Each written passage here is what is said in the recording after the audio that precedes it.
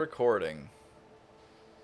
Welcome everybody to day 2 of our 2-day special Yeah. episode extravaganza. Yay! Yesterday's session, you guys finished up the peace treaty meeting between the leaders of Ecrium. There was a brief moment where Sarah took you all down to where the armor was being held, as well as the staff, where you discovered that they were fakes. The originals were stolen or swapped at some point, and you came to the conclusion that there are necromancers within the city, and that somebody within the city had access to the armor, and that there may be a couple of, we'll say, betrayers within the city, and that the city may be compromised in a way, as somebody higher up might be within the necromancers. Some clues shifted. Some potential eyes towards a few different leaders as potential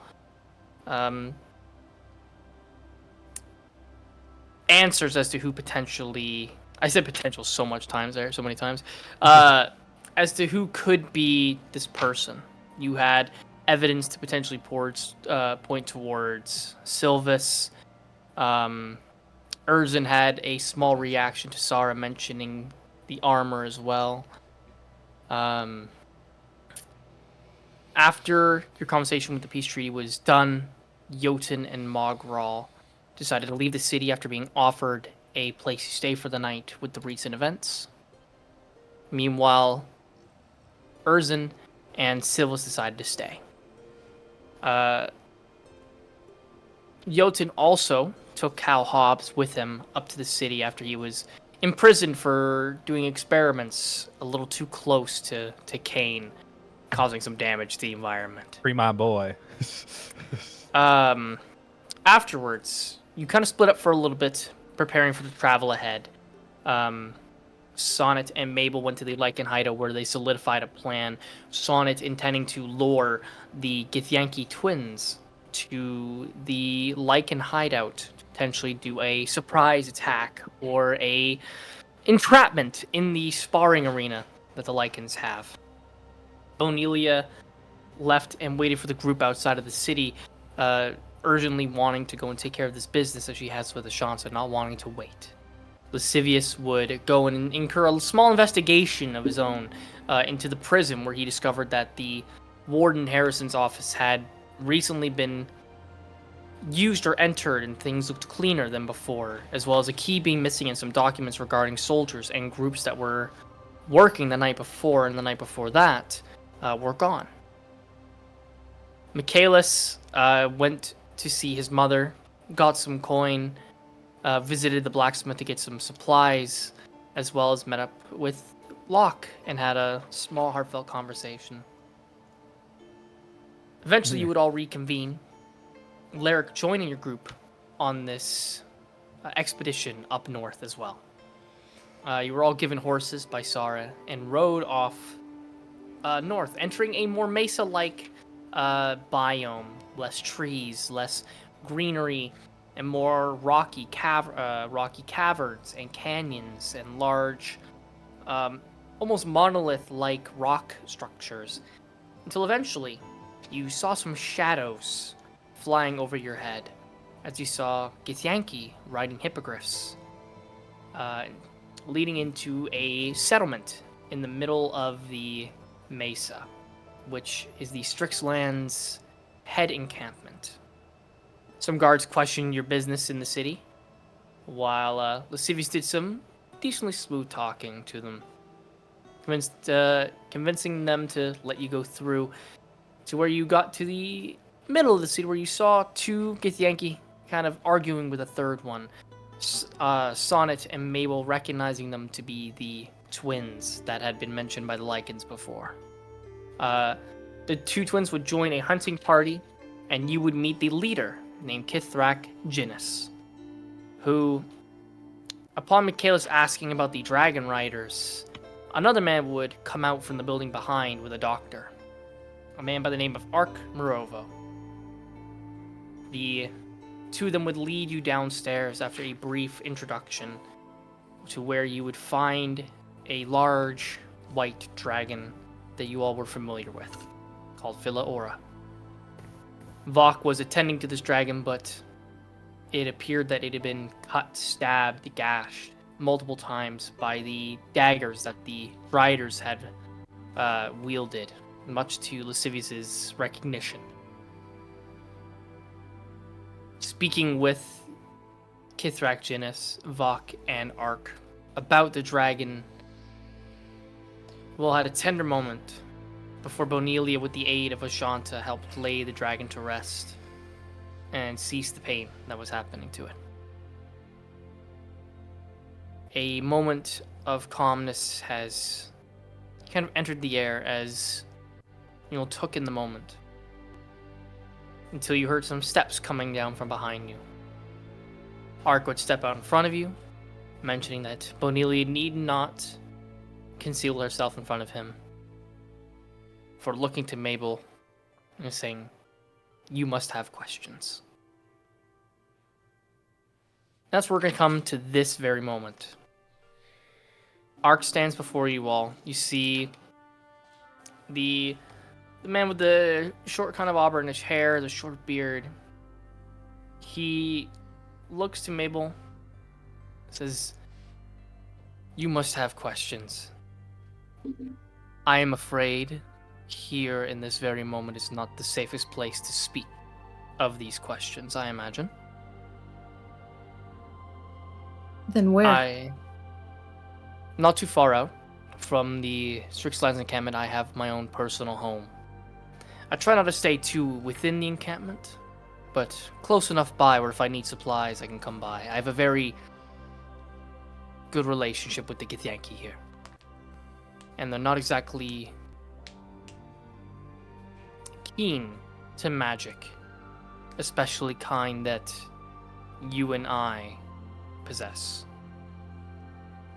So I suggest we take this to my personal home and we can speak privately without worry of ears hearing it that should not be hearing it. Of course. Can we go now? A little sudden, but we can if your group has nothing else to do within the city. I imagine you came here for a reason. A few. Doesn't seem like the reason we're here is gonna go anywhere. Now we know that there are no dragons here and no access to them. The immediate thing I would ask him is what would be the ritual or burial rites for Philaora? Is there a Githyanki ritual? I'm not sure, as dragons are not my knowledge of expertise. That would be more of a question for Jinnis and the Githyanki. I'm sure they have some ritual that they may do, some ceremony they may commence upon a dragon's death in their midst, but that's for them to decide on when and what they want to do. All right. I can assure you, if you wish to attend something like this, you all seem very familiar with the dragon. If you wish to attend some ceremony that they may create, it won't happen immediately. Jinnis needs time to take in the loss of such a sacred creature to his people. Of course. I imagine they won't be doing anything to him for at least a day. In the meantime, if there's nothing else that you want to do within the city, we can go to my home if you all would like. Everyone? Yeah. I'm gonna quickly look down, I guess, at the ground near Philaora and see you mentioned there was a puddle of his tears. Yeah, just kind of like off to the side, there was a single tear that hit the ground and made a small little puddle that is still somewhat with this white, almost sprinkler-like effect to it. There's not sprinkler, sorry, sparkler. Yeah. I guess Bonelia would have been closest to the dragon too, right? So yeah, she was right with Philaora. Yeah. I guess I'm just casually go over and just tap her. It's like I don't know if this is out of place. Do you think that would have any sort of use of some sort, magical or otherwise. She shrugs. I'm gonna take out a flask. Like I have an empty flask on me. So like, if it's not sacrilegious to do, may I? Ark Sure. just kind of. Ark also opens his arm, allowing as well. All right, and I carefully feed a bottle with the dragon tear liquid. You can now fill your flask with something called Dragon's Tear.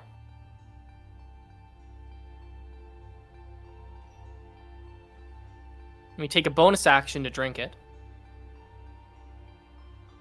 but you don't know the properties.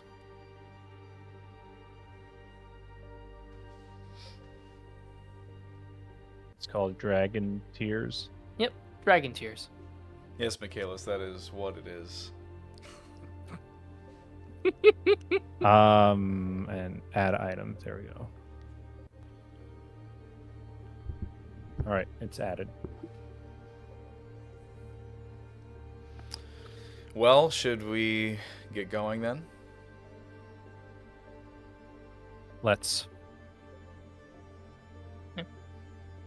Ark kind of begins to make his way. He stops at Bonilli and goes, "You may want to conceal yourself again." Right. She casts disguise self. For sure. You just going as Ophelia again? Yeah. Alrighty. She No, goes I- as a second lascivious. Yeah, actually. As a second lascivious. Whoa! I am I now look the that. dragon. I look that hot. What the heck? It's just Wow, lascivious, take but go with an fuck uglier yourself face. Never to seen a a whole new mirror. level. Oh, I guess I have. Yeah, it's just different when it's a thing, like in person. I guess. Sure. You all make your way up the stairs. As you leave the chamber, you see Jinnis and Vox speaking just outside as well.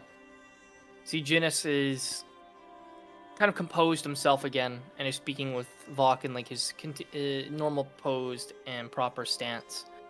Vox just gives him a small nod. Goes, "We can commence the ceremony in a couple of days if you would like, Jinnis, but I wouldn't rush something like this."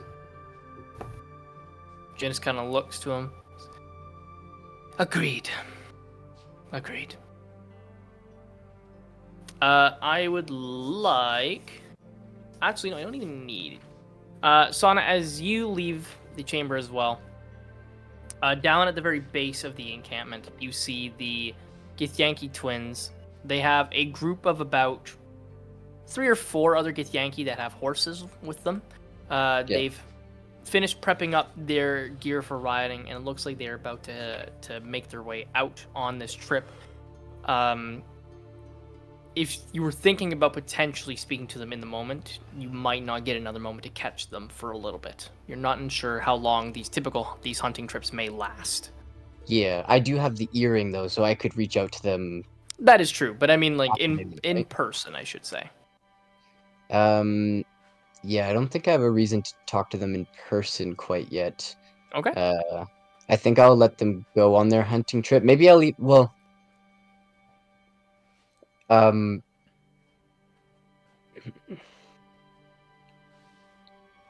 no, yeah, I'll go chat with them. Okay. I think I'll break off from the group, just kind of, and go to talk to them if they're going to the arcs. Before he does that real quick, I'd actually like would Lascivious have noticed like any particular like gestures that they do out of a form of like respect or greeting or something in relation to what just happened? Like with the dragon, or just to each other? Like each get to each other, like almost like a expression of like Gratitude. not even gratitude, but understanding and like, you know, I'm sorry for your loss sort of thing. So sorry, are you like, this is in Lascivious reference to, like, is Lascivious wants to reach out to Jinnis in a form of like respect and like condolences in their in a way that they've expressed it amongst each other, so that he can kind of like, out of respect and all that stuff, Okay. given the situation. Yeah. You see that as you do notice like a couple of other Githyanki have kind of surrounded Jinnis as well. Seems like the word has kind of begun to spread about the dragon to the rest of the Gith. It doesn't look like they were keeping a secret from each other, but the passing has now begun to spread throughout, and you see a couple of Githyanki kind of put their hand to their chest and kind of grip their armor in a tightness and kind of like tug at it a little bit before saying something in Githyanki that you kind of could replicate. Can if I you attempted. intuitively like understand what it's? You can tell that it's in a mournful kind of in a mournful tone Yeah. for sure. I think Lascivious just goes over, makes his presence known, and just goes, "It may not mean much, but," and then he does the thing, says whatever it is, and then just goes, "My deepest condolences." Jinnis looks to you, and you see he's not wearing armor, but he kind of puts his hand to his chest where armor would be and kind of does the same gesture. Mm-hmm. Thank you. Lascivious just kind of nods and then leaves him to be consoled by his people, and yeah. For sure. Does anybody else speak with Jinnis or Vok before following Ark at all, other than Sonnet, who is attempting to break away from the group? If Sonnet's breaking away, I just kind of want to. I'm not gonna like hold on to him or anything, but just to be like, hey, where are you going? Got a little bit of business. I can catch up with you after. Oh, right now, are you with? What? Oh, yeah. Do you? I guess someone can tell you where Ark lives. Yeah, or you guys can come find me afterwards. You see Lara kind of puts his hand on your shoulder, Mabel. I'll stick behind and watch him. Ain't that right, fella? As he looks to Yusan with just this small little grin. Oh yes, the drunk oaf watches over me. That's perfect. I'm not drunk Go. today. I haven't stopped at a bar today. Well, you know, you act drunk. That could Always fumbling change. around. Well, if we got enough time afterwards. I like where your head's at. Yeah, okay. We'll see you soon then. Sonnet and Lyric kind of break off from the group. Lyric is kind of sticking behind a ways. He's allowing you to kind of take the lead on the conversation. Yeah. He's not trying to personally speak with them, but he's making himself known that he's nearby. Yeah. As you make your way. We will come back to you, Yeah. Lyric, in a sec. The rest of you, the four of you, follow Ark as Ark kind of does his goodbyes and condolences to Jinnis and Vok as well. Jinnis kind of briefly speaks with him. You're leaving so quickly. Yes, I have some matters to take care of with our new friends here.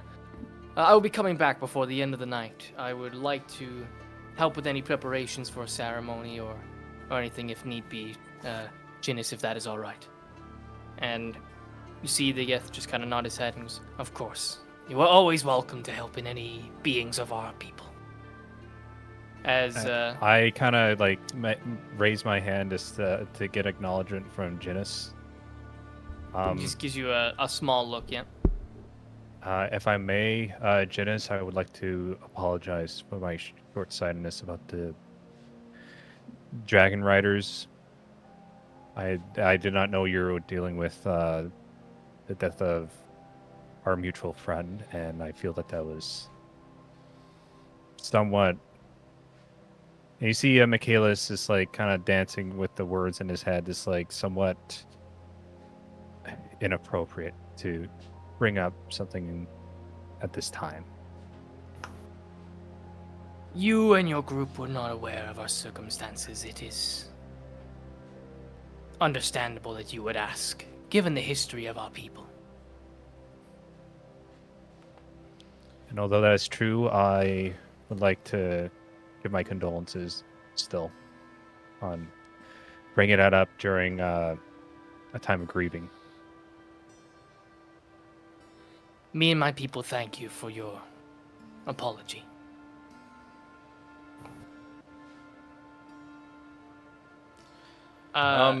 When Sonnet, if I may, real quick, when Sonnet leaves, Lascivious is gonna go to Mabel. What's that about? Oh, he's just going to speak with the Githyanki twins. Perhaps it's better coming from him. He has a. It's to do with the plan about Tekowin. He's trying to think of things to do. There's a plan. Trying to make one, yeah. Oh.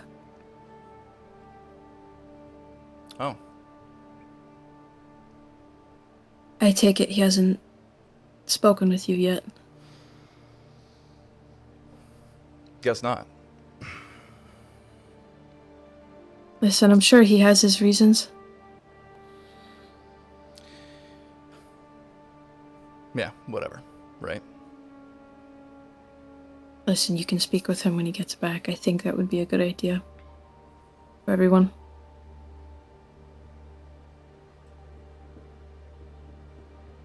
Okay. Okay.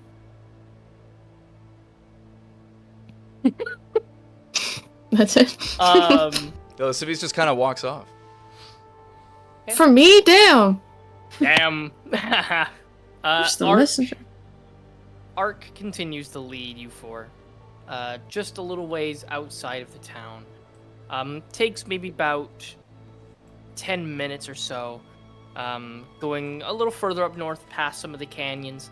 The area is quite beautiful in terms of the difference in biome that you haven't really seen in Orlais. You haven't really seen this type of an area with such large canyons and cave systems. As you kind of enjoy the environment walking through, Ark kind of just gestures off to some of the landmarks that are kind of nearby. Shows a very large kind of rock structure that looks to have very large claw marks embedded into it.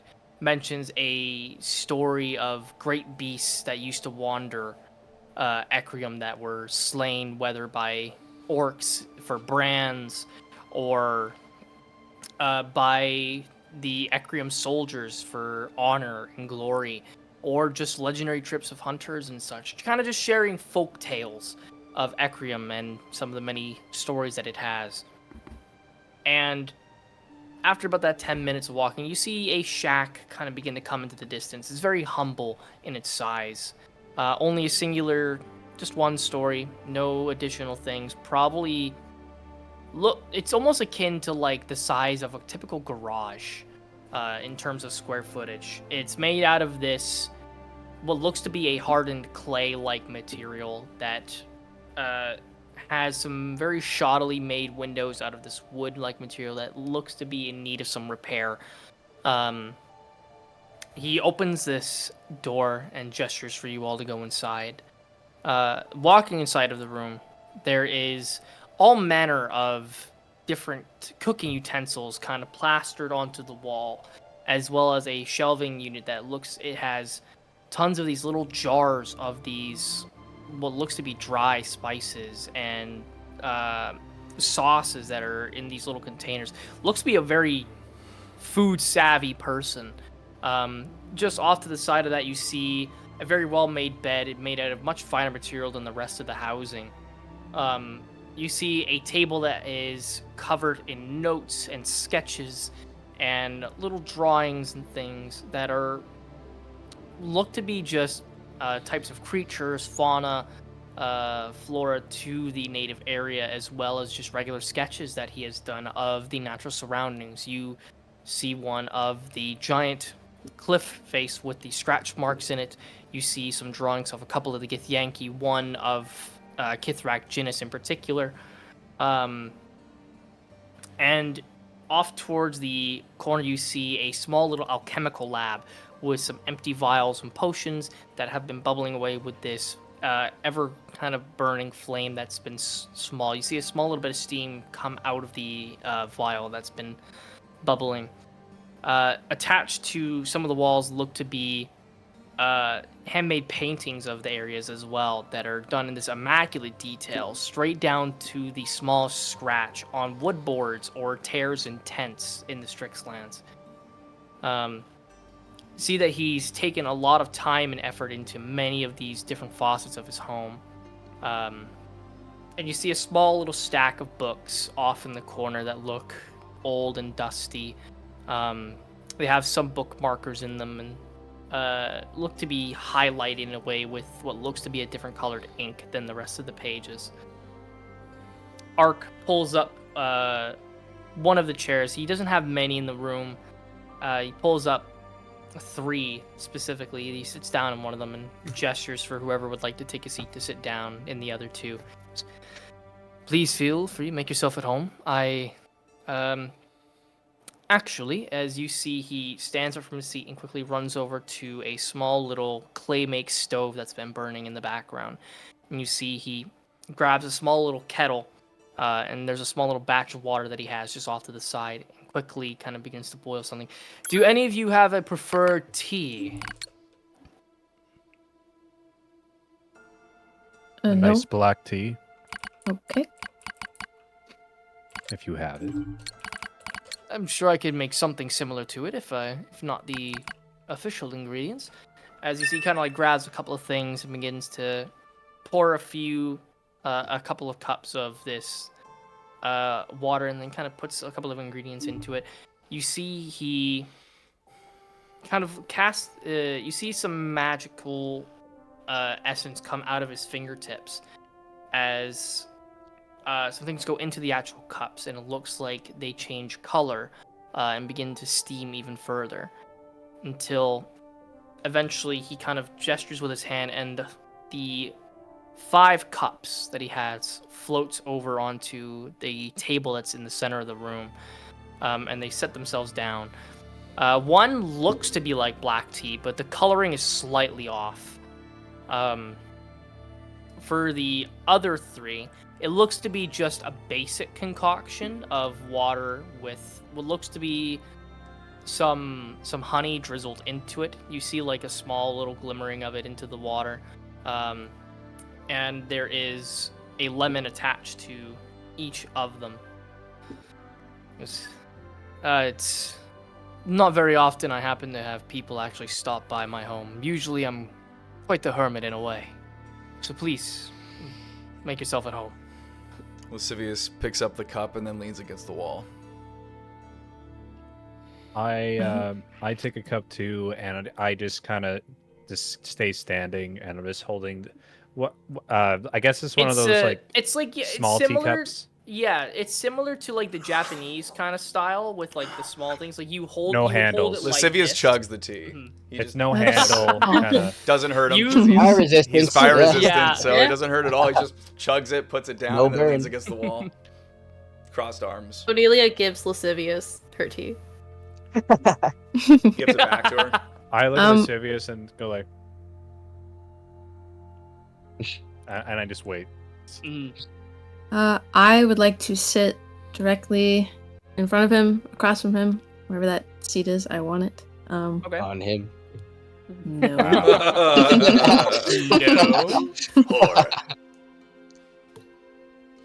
I'll sit in the other empty seat and I just stare. Sure. Just your empty sockets just burying into his soul. Mhm. Sits down and he takes a couple of sips from his cup as well. So, like I mentioned, I imagine you have questions. Sorry, forgive me. your all names were, you were Lascivious, as he points to Lascivious. And the rest of you were Mabel, Sonnet, or Mabel, Michaelis, and Bonilia, if I remember correctly. Yes. Mm-hmm. Si, senor. Your name is Ark Morovo. Guilty as charged. He's guilty. You studied under the tutelage of Grand Banisher Pacey Harxis in Imperia, right? I wouldn't exactly say studied under, in a direct sense. We were friends growing up. And when he decided he wanted to become a teacher, I took some of his earlier teachings in a way. So you were a student. I'd call him more of a friend than a teacher, but sure. Sorry, did you say growing up? Yes. So you're also 700 plus years old. Yes, Lascivious. And as he says that, I'm going to pull out these scrolls that I found in the library, and I'm going to continue, and I'm going to say, you embarked on an expedition to the Banishment Realm with him and Maril, between Kane and Imperia, correct? I'm surprised you managed to get those documents. They were supposed to be held under quite secretive measures. Has Kane fallen in its guard duty, or... I mean, stuff is certainly happening, but it was actually... It was. I have my ways. He also gestures to Lascivious and goes, "Yes, I look quite well for 700, don't I?" Same, right? I beg your pardon. Oh shit. Oh my god. We all of us go. Talk to her first. Yes, please. We'll get to that. Sure, we'll come back. Please go back. We're going to put a pin in that for Okay, now. yeah. But yes, I don't know where to begin. What happened?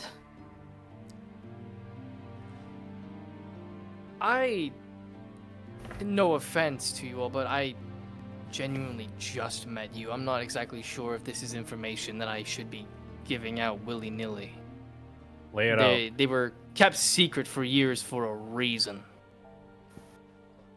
I have been trying to find answers for years. There is stuff that is happening. Do you know if Pacey is alive? It was the last time I spoke to him. When was that? I would say...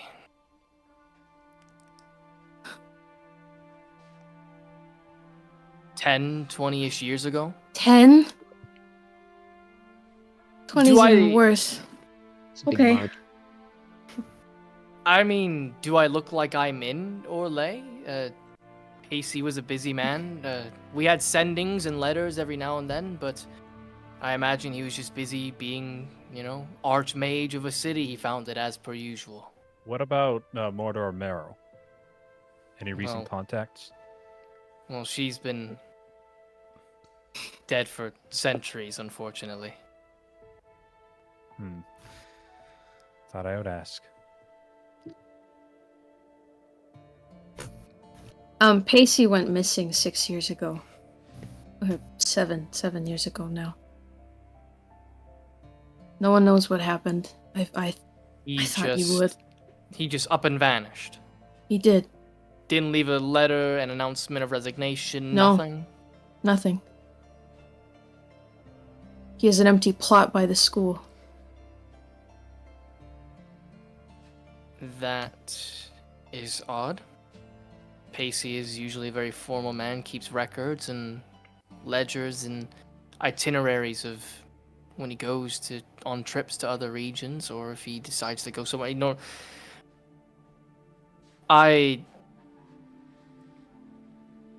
One second. You see, he puts his cup down and he gets up from his chair.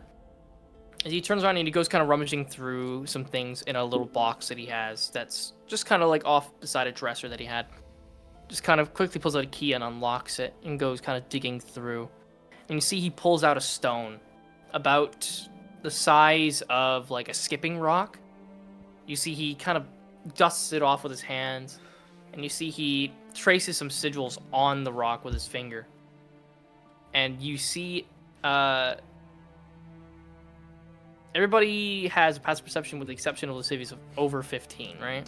Yes. Yes. Yeah, with the exception of Lascivious. Bitch. You see him Texas? cast sending through the stone. My God. And you see he sits there and he waits. And he waits. Oh. And there's no change on his expression. So he puts the rock back into the box and locks it. Interesting. I've never...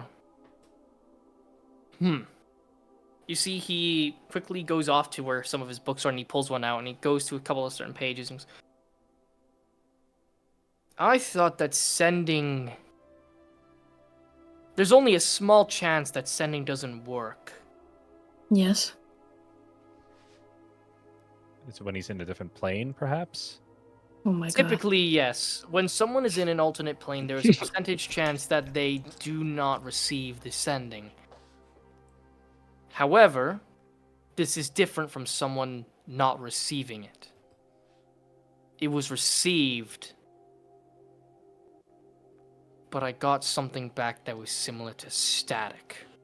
Could he be Uh-huh. comatose? Perhaps now is a good time to bring up that I have a theory. Mm. I believe he's in the banishment realm. Great. You see he kind of takes a deep inhale and then exhale slowly.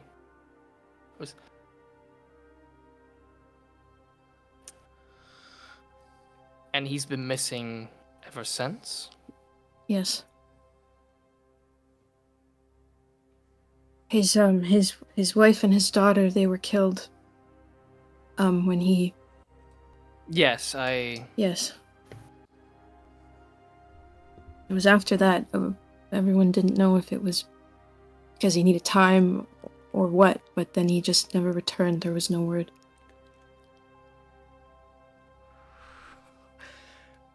You see, yep. Lascivious pipes up real quick and just is like, sorry, did you say static? Yes, it was received, but it was like something was blocking the sending from properly. It's like out of signal. Just to interject, Pacey isn't the only person having that kind of response. Mabel, I'm pretty sure I told you, but you remember how I have been contacting Kapir? Yes, Kapir. Mhm. Well, it was the same thing for me. So could they both possibly be in the same place or state then? I have no reason to believe that Kapir is in the banishment realm, but somewhere else. That's But does that mean very that likely. Pacey might not be in the banishment realm? It makes sense, does it not? What if the Elder Beings had something to do with this? You see Ark kind of stop himself. Looks like he was about to say something, but then halted. And then he goes in quickly, writes something down. Goes, this is fascinating. So, potentially contact in the banishment realm can happen, but it's more of a muddied signal than an actual response. Or at least this is the potential.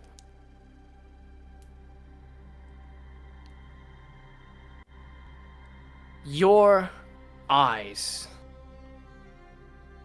I know you activated them when we were in the staircase. I thought you might have. Since birth? Yep. Under unique circumstances, though.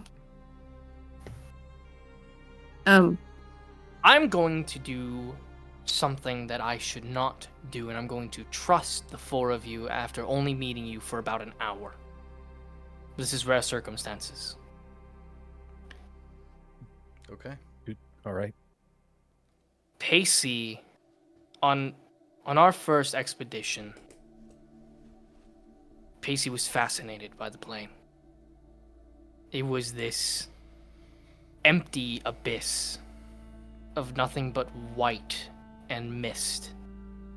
But there were structures as if something or someone or people were already inside of the realm, which is impossible considering Pacey and Ogma created it themselves. On these expeditions, it seemed like parts of the material plane were recreated within this plane of existence.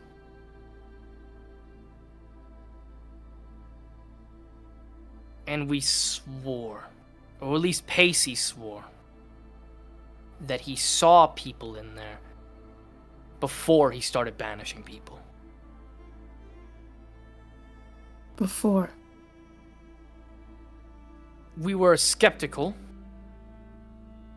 because of course a whole new plane of existence coming out of thin air with magic created by a deity and an immortal, it's unheard of. But he swore by it. Throughout the years, Pacey would do multiple expeditions into the plane. And we learned that in the plane, time moves differently, but it affects people differently. Some age rapidly, some age slower. So these beings that are in there, are you saying that if They somebody could be an entirely new race of people. They could be an entirely new form of creature. chameleon like I don't know. shapeshifter? I've never seen these creatures or these people that Pacey believed that he saw. But there was one that stuck out. I think I've had, perhaps. What do you mean When you were thrown in. I was thrown into the banishment realm for quite a while, and I had to fight off all matter of beings. But what you're describing, these things have been there for a while. Like, I thought these were just like demons, nightmares, or whatever. But so you're telling me these things are ancient then? You see, he continues to jot down some more notes. New creatures are properly formed, so I'm under the assumption that with a new plane of existence, new creatures came into existence and they took time to form. This is an incredible discovery. Could this have been influenced by newcomers into the plane? Like, could it have been influenced Michaelis, this happened. When? I don't believe so. I don't think people entering the realm is what altered it. I believe the realm altered people who go in and out. As you can tell, I look quite well for being 700 years old. However, I'm a little frail these days. Doesn't take much to make me incredibly sore or ill. Thankfully, nothing has killed me yet, but there are obviously side effects from mentoring. Yeah, I Pacey, figured. the last time that I heard of Pacey making an expedition was because he was ill. In his older age, it was beginning to catch up with him. The expeditions, I don't know if he caught something while in there, or if just the effects of coming in and out was affecting him over time, but he was growing weaker. And he had a theory that he could potentially halt this if he went in there and stayed for a prolonged period of time, but he didn't have any way to prove it without actually entering himself. And he was afraid that if he entered, he wouldn't be able to come back. He wouldn't have enough magic to get himself back? Not that Pacey wouldn't have enough magic, but that if he left, he would crumble. The dust. Pacey's aging was slowed down as well, hence why he lived for centuries. But constantly coming in and out must have affected him in multiple ways than just the aging process. I believe he was worried that if he went in for a prolonged period of time, he wouldn't be able to come back out, fearing that the effects would be immediate and he would die in an instant. Which is a safe judgment and assumption when you're dealing with magic of the unknown. There is something, though, that beckons a question on the essence of what the banishment realm is.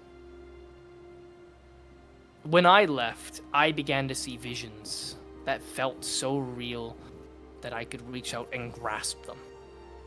In fact, to this day, I still have some that I can't control, and I have ripped things out of that realm in these visions. Physically. You see, he goes off and he points to a stone that is that you hadn't noticed on one of the shelves. It has this almost like chemical burn like effect to it. It doesn't emanate any kind of aura or steam, but it looks to have been affected by some kind of material that is not native to the material plane. I pulled out that stone from a mountain that I saw in that plane. And Pacey, he thought he saw his wife in there on his last expedition that I heard him taking. He thought he saw his wife.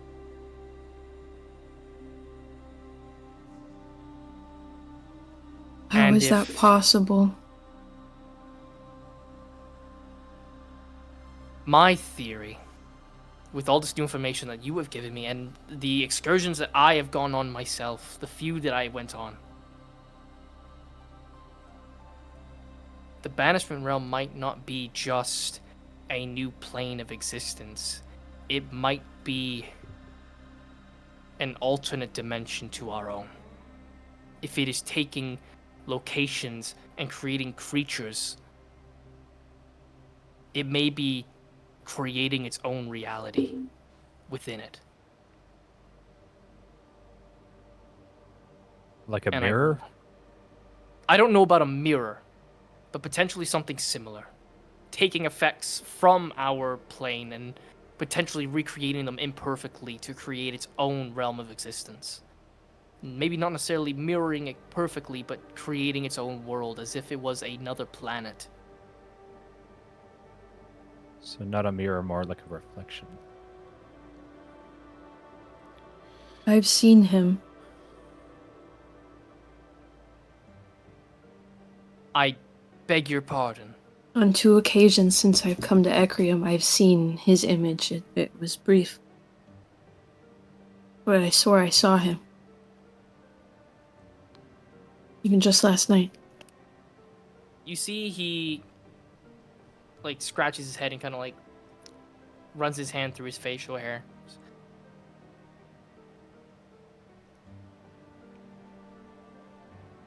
This is honestly the most progress that I've ever heard of information about this realm in centuries. Perhaps over time it has begun to develop more and more and more, and maybe now is a feasible place to actually visit with actual tangible locations and people. I would be cautious myself going,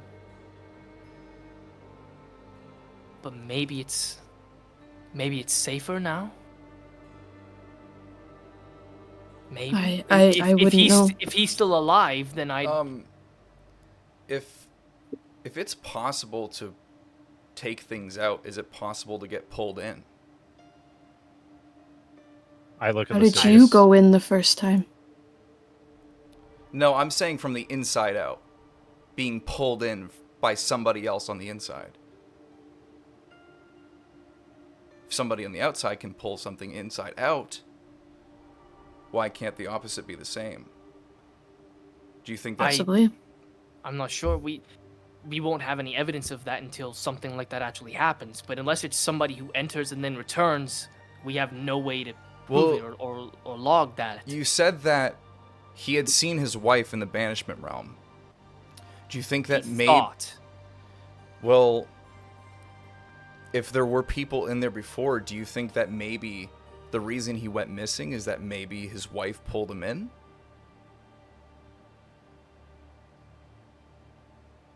If, and this is a very, very large if, Mm-hmm. if Pacey's wife was in the banishment realm, Pacey wouldn't need to be pulled. He would have just left of his own volition. Because I'm trying to figure out, because either it's a similar circumstance or Kapir and Pacey are in the same place, and if Kapir, I'm getting what you got from Pacey, from Kapir, then I have to wonder if somehow Kapir was pulled into the banishment realm. Lascivious, that could just mean the connection. But That it's going somewhere, but they're receiving it, but they can't Ark respond. That doesn't mean... just said that there's no record of that being something that's ever happened before, of something being received but the connection still being cut off somehow, or just static. But that doesn't mean they're in the same place. But if it's the only thing that's, if it's the only two cases of that happening, that there must be some sort of similarity there other than circumstance.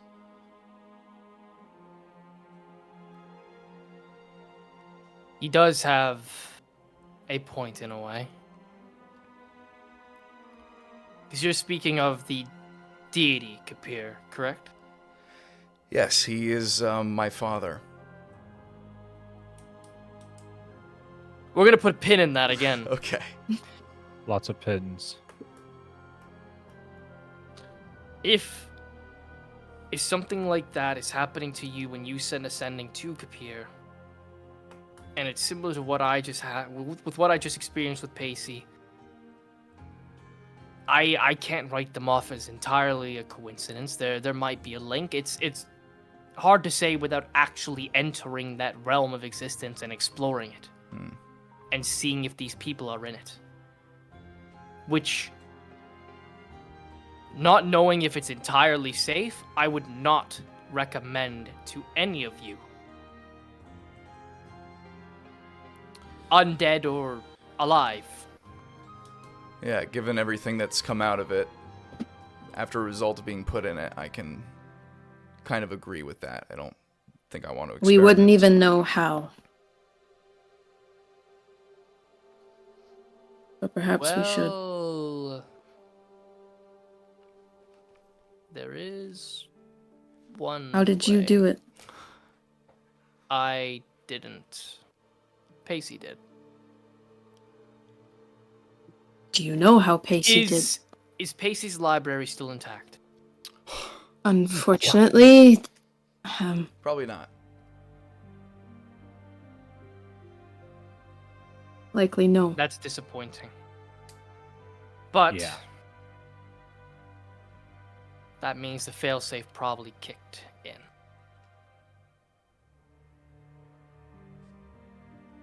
There is a... Pacey made a copy. He made one copy. The scroll essentially is a one-way trip. Pacey had many students that he had a shine towards in hoping that they could replicate the magic and cast it willingly themselves, but he only ever had one successful student as far as I'm aware. In a mixture of a half rabbit folk named Kate Liotta. She Kate had the Liotta is ability- dead. Alright, well that option's out. But the copy of the spell that he used might still be out there somewhere. Typically, if his library were to have collapsed, we had a failsafe that when one of our personal collections were compromised, the spell would flicker between until it was safe to return. So if his library is gone, it might be in mine. The only Where? unfortunate thing is my library is not on Ecrium. In Orlais? It is buried beneath my old home. And that Which- is... Is It's in a town called Terragold. Mm, Should be in the Volum region. Orlais. Huh. Huh. If only we'd known. Great. If the scrolls is still, if the safe measures worked, then it should be in my library.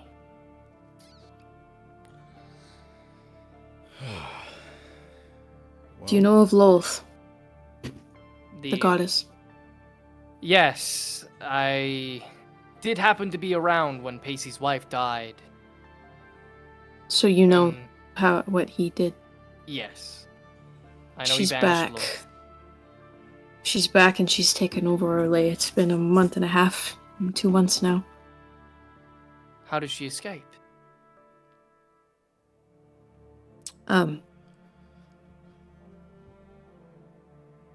There was a scroll. I don't know if it's the same one you were talking about. Pacey had entrusted it to someone by the name of Charles Caldwell, and he gave it to me. And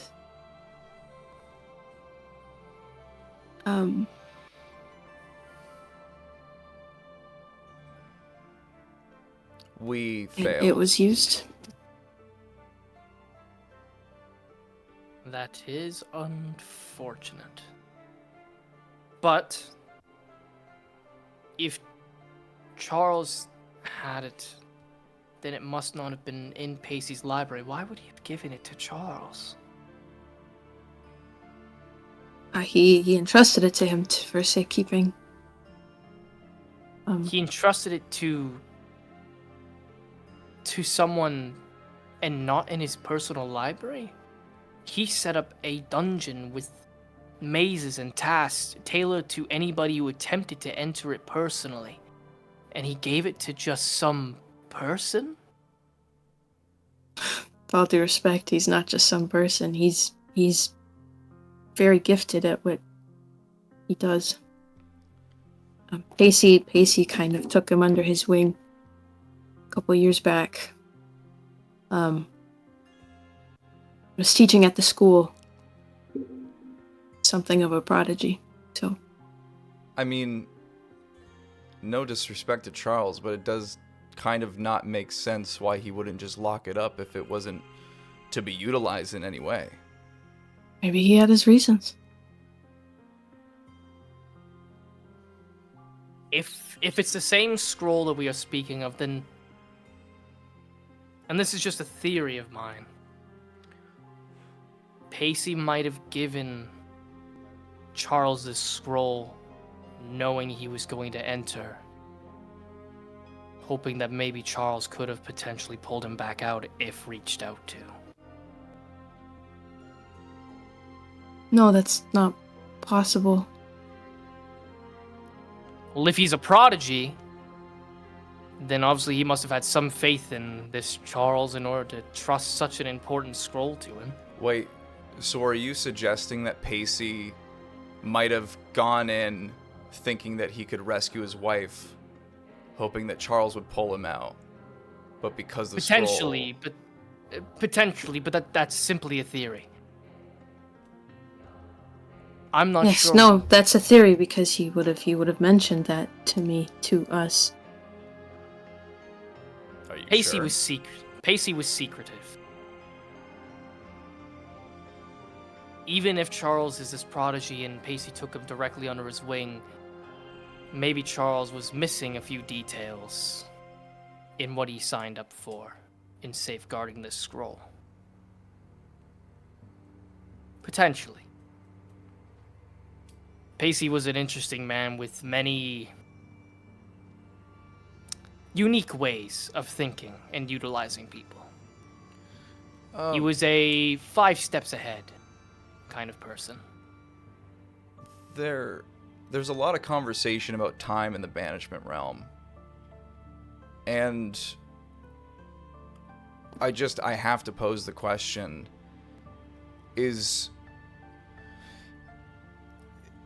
I don't know, maybe this doesn't make any sense, but is it possible that you can reach out to different points of time through it? I don't know. I stopped entering after I realized what was going on with myself from entering it over and over. I was a part of 3 expeditions. And look how I've become after only entering the place 3 times. Pacey entered it dozens and dozens. I can only imagine what kind of effects are happening to him, let alone the environment around him inside of it. Once again, it would be theoretical to enter the realm to research it and see what the answer is, but you don't know the danger that comes with that, and I, once again, highly suggest you don't do that, even if you had the capabilities of entering it. Which are in your library. In fact, I forbid this. You can't take that back now, man. No backsies. No, because you genuinely don't think you can enter the banishment realm and live to try and find Pacey. I mean, if I can do it, certainly these guys can. How long were you in there for? 3 months. About, give or take. That's what you said. Well, again, time is different, right? Like, it was like 3-4 months in But there. according to our time, you There told was us 3 months.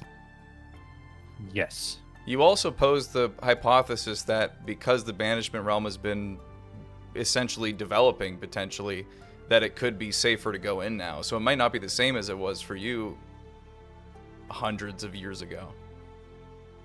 If that's what you want. I don't know. That is I true, was... but I would not take the risk, even with the theory of it being safe. Well, You I said- was fighting off a lot of things when I was in there, like, almost a year back. So, I again, I had to kind of side with Ark a bit that it could be completely different now. It could be more dangerous, or it could be inert, for all we know. I don't quite understand it, but that's just my input.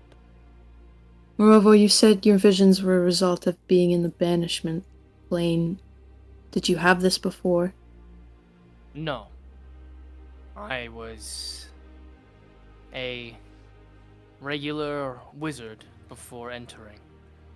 Do you get nightmares? Unfortunately, not anymore. They I stopped. used to. When I fully gained control over it, it stopped hurting. I could flicker it whenever I wanted. And I stopped getting nightmares. Lucky you.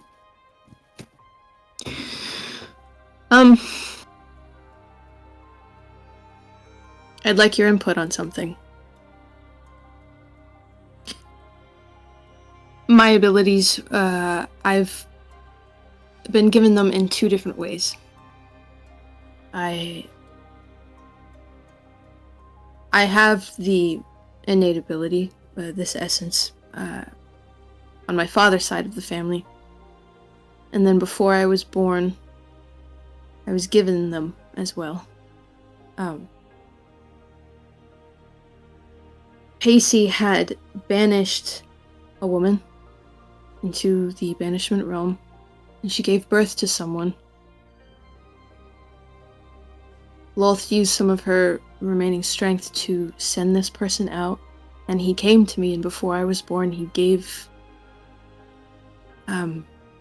what he had to me. And what I've gathered is Lolth has, isn't without her purposes, but she gave them to me as a way of incubating them for her. So when she would turn, she would take them.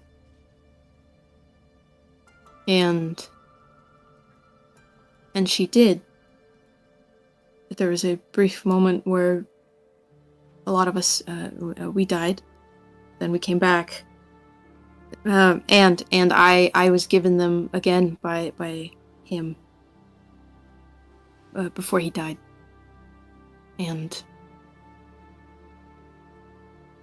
I just have to wonder if there's a difference to that. You said this figure was born in the realm? He was.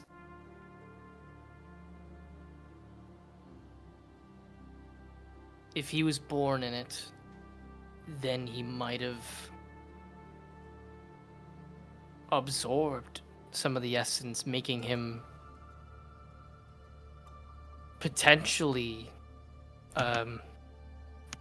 resistant to the effects of the plane, potentially. If he gave them to you, and you were incubating them for Loth, like you mentioned, perhaps Loth was hoping that this resistance could stop an effect that was happening upon her in the instant. She was dying, and then I'm not sure if it stopped when she took it from me originally, but then Lascivious here did something to her, and she's likely dying again, but... I think it's more so that she's just permanently injured and mortal now. Right. Do you think do you think that with this scroll, if we shunted her back in and then forced her back out, that would push her even further? I don't know. We're speaking purely hypothetical and theories. I don't think we will have any proper answer. I could say that she could enter the portal and come out a centaur. We won't know until something like that happens. It's a shame, though. I had it on me until we died, and then I assume she took it. So it's with her now.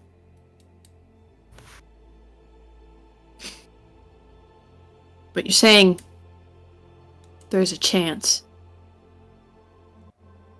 of going in.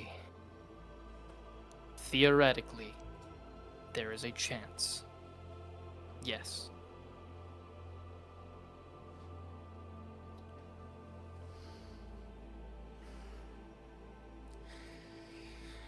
Okay, that's a lot to take in. You're telling me this is more information about the realm than Pacey and I managed to get after weeks of surveying it. Yeah, from my end, it was unwilling, so yay. If he staved off his disappearance for a few months, I would have joined school and met him. Funny how that works.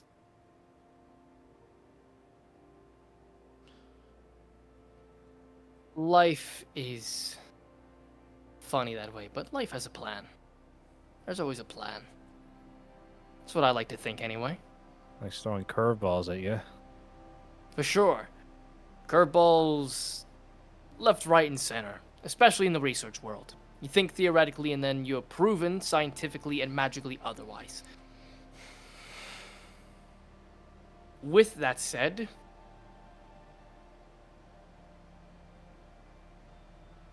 you're 700 years old. Yeah. All yours. Long story short, I might be an elder being. My mother might be an elder being. Pacey put me in a stasis.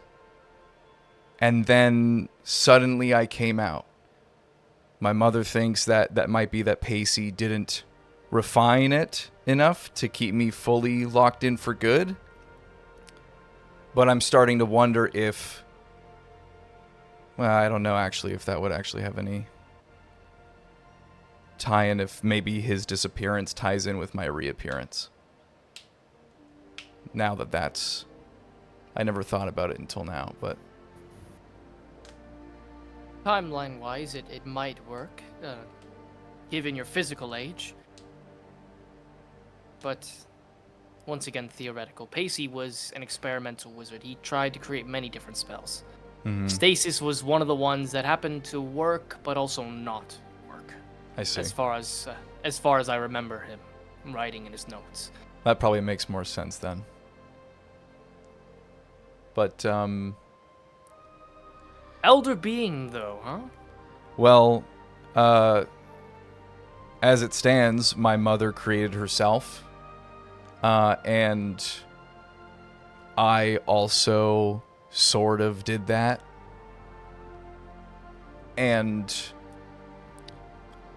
my confusion is that with every single other instance, elder beings, gods that come into existence, from what I understand, they are their full selves.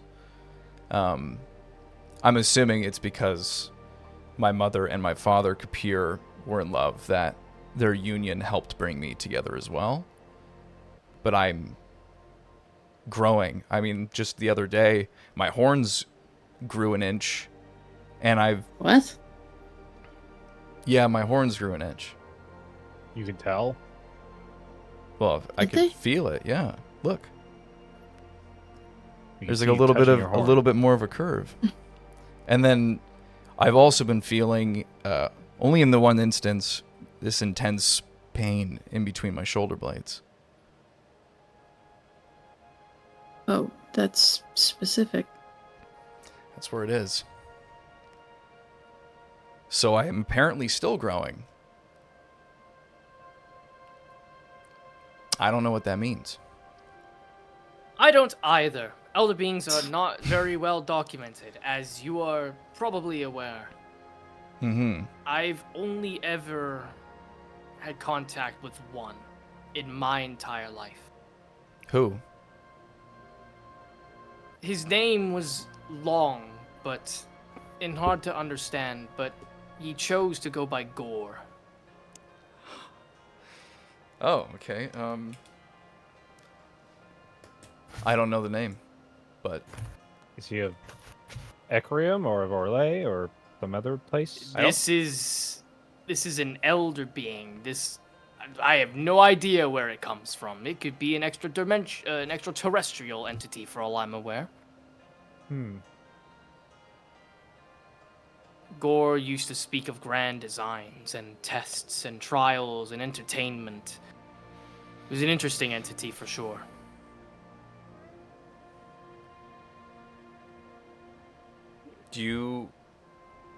Is there any possibility or any thoughts you might have as to, I don't want to keep harping on this, but the possibility that Pacey somehow got on a potentially unfavorable side with the Elder Beings?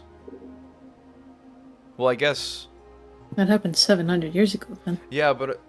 sorry, I don't know if I'm completely misunderstanding what's going on here, but Pacey created the Banishment Realm, right? With the help of Ogma, yes. And was there not documents that of Pacey explaining that the Elder Beings weren't a fan of that? I'm not sure. I don't I don't have think so. Pacey's library. I'll pull out some of the notes that I have on him and then just kind of... Lascivious did indeed find a note back in Pacey's library stating about the Elder Being Vaxis, as he himself is aware that the Elder Beings don't like people creating things that they didn't create, including themselves and or new dimensions in terms of Pacey. Given the context clues of him creating the Banishment Realm and the fact that Pacey, Kapir, and Vaxis all agreed to hide Lascivious. It seemed like potentially Pacey might have gotten on the bad side of an Elder Being for creating something without approval or counsel or anything like that, but you're not sure if it's related to his disappearance. So there As- could be some sort As of just like civil Mabel strife. said, yeah, just as Mabel said, the Banishment Realm was created centuries ago, and why would they take action so late? Yeah, I mean, I don't know, but it's something, right? I mean, There's a lot of theories being thrown around. Nothing is concrete. This world is full of magic. Who knows?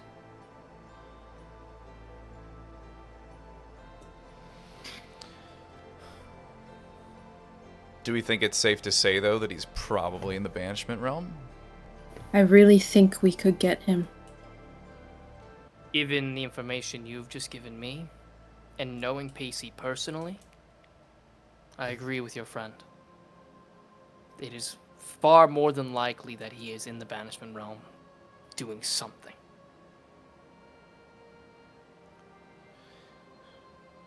So that means then either purely coincidence that I'm getting the same static as you did, or for some reason Kapir's in the banishment realm. But I don't know why the Elder Beings would send him there. I think it's unlikely. Perhaps Kapir did something to annoy them, enough to deem punishable. Well, yeah. No, he definitely did. He was helping us, and slowly but surely he was getting weaker and weaker, and then when we died, he sacrificed whatever he had left of himself so that we could continue on in the hellscape and break out. But I'm still connected, and something, I'm assuming is him, is receiving my message, my sending, so I don't know. What? I always maybe just assumed that they pulled him back up, but what if they did banish him instead? It would seem like a horrific punishment to send someone to a realm that was currently creating itself. I imagine it's not exactly a great effect on the body, whether a deity or not.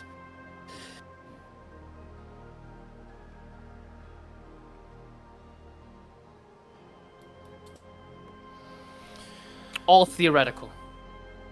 I would love to keep this conversation going. It is fascinating and this information is amazing. But I do have to help the Githyanki with the ceremony for Philaora.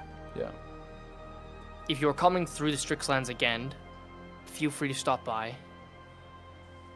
Or if you're staying in the Strixlands for a little bit, of course, you can help out with the ceremony if you'd like, or you can stop me or if you see me in the walking the paths or anything like that. But as he kind of looks outside and you see the dusk has slowly begin to creep, as you realize you spent hours talking to Ark without even realizing it. We should be heading back. I think sorry, Mabel, I don't want to interrupt. One last question. Your nightmares, did you figure out if they meant anything? What you were seeing? I'm not sure. Some felt coincidental into my life's path at the time, but some just seemed like odd imagery. Like misshapen trees with petrified faces scattered throughout them.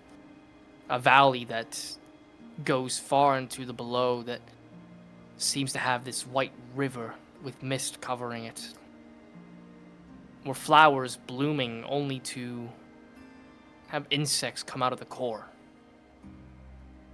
They could be divination of future events, or they could just be imagery that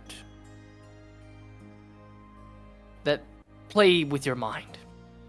It's hard to say. That I never quite figured out. Right. Any dreams? Well, I'm human. So Right. I sleep and have dreams on the daily. Right. I just asked because I had one. I mean, it wasn't a dream. I felt it was real, but For another time. Right. Could you Does anyone have a map? If we give you a map, could you mark where your I library pull out a is? map. I also think it goes without saying that if this stuff that we've talked about is something that you want to pursue or see where it goes, you're free to join us on our mission. Guess we could use you. I haven't been to Orlais in many years. It would be dangerous, though, with Loth. How do you intend to leave Ecrium? Do you have a boat? We do. Plenty of space. I can tell you when we leave, or are about to. If I overheard your conversation correctly when you entered into the town, you people were passing up north, right? That's the Right. trajectory, yeah. Yes. On your way back, you could just collect me. Yeah. We could. Can do that, yes.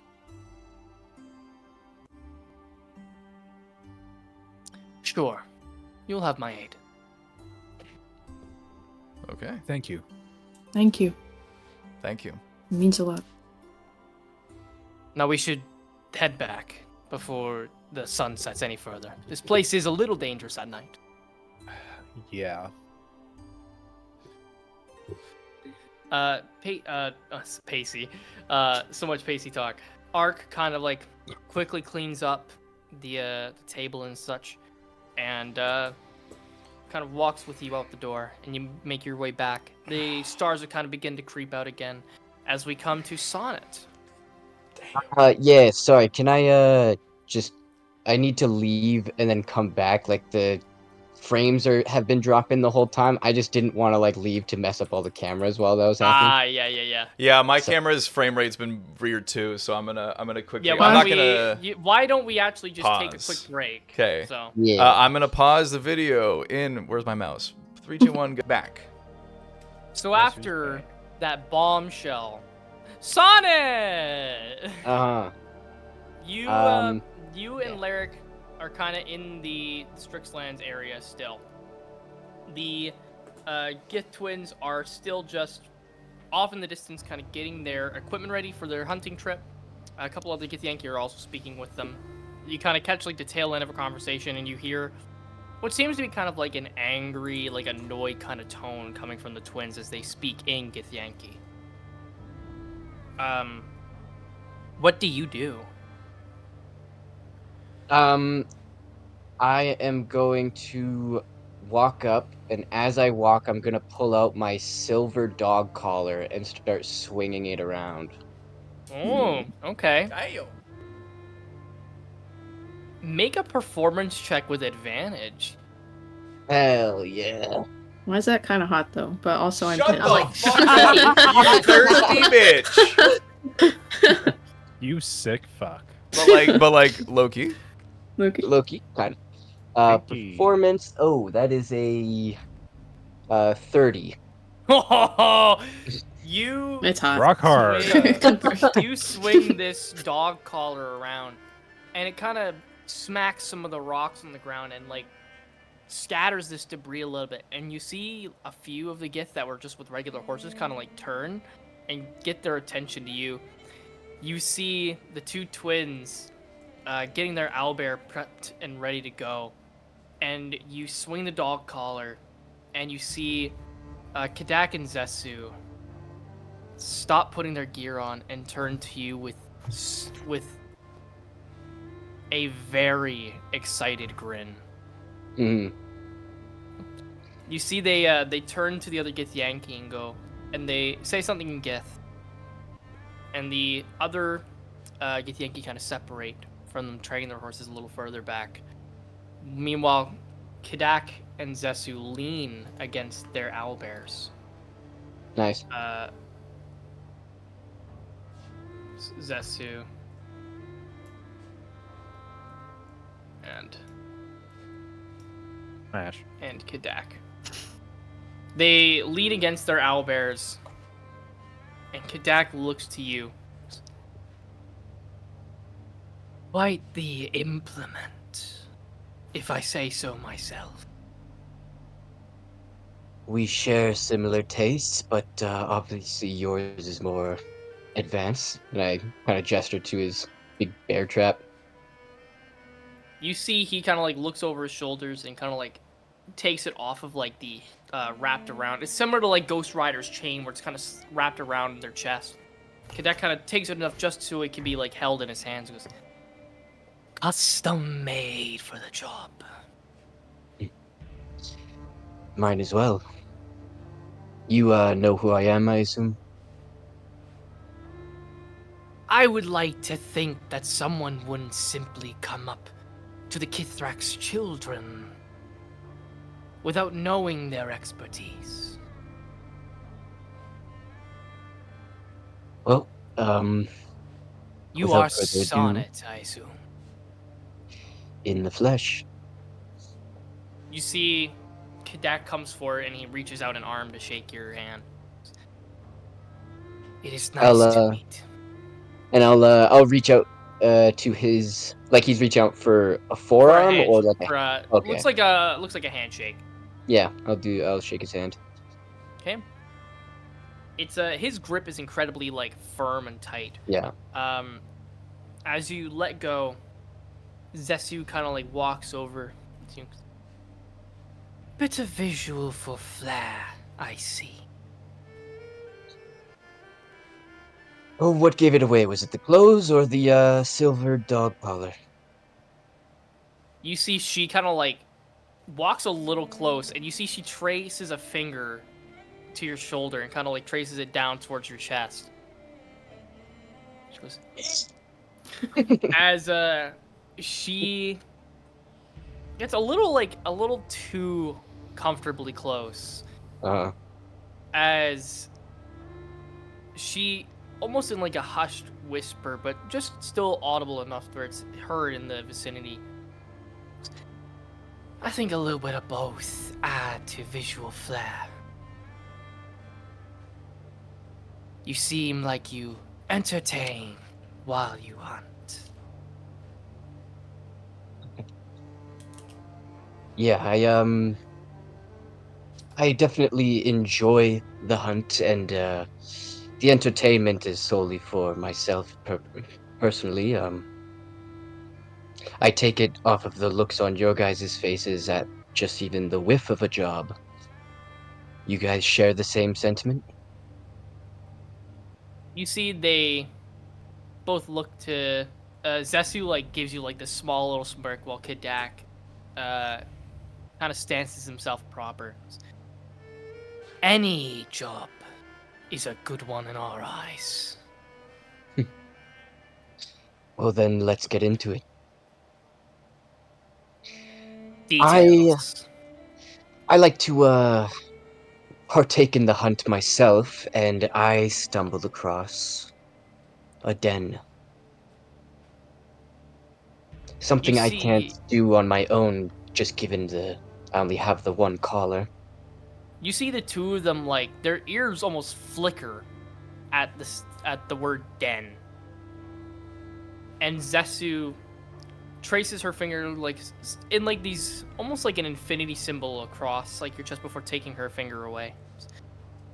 An entire den. How inviting. How many?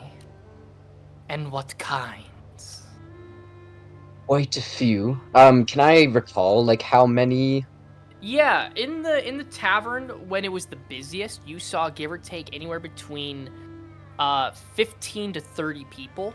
Under the assumption of the rules of the abode itself, most of them are going to be Lycans, with very rare exception, given that Mabel was allowed in. So there could have been a couple of people that weren't, but Yeah. just under the assumption, they're most likely all Lycans. Well, confirmed anywhere from 12 to 15. Is this a familial pact? Or are these just stragglers that have come together like rats in a nest? See, this is the thing. It seems as though some of them have garnered some sort of control over their curse, and they are hiding out there as regular people. Some of them I don't even think can fight, based off the information I got from the lichen I found in Kane. You see Kadak spit on the ground. He goes, filthy wretches. These people should not exist.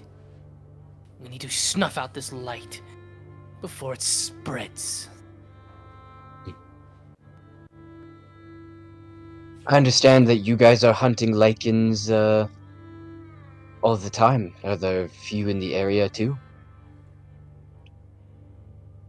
Sorry, say that one more time.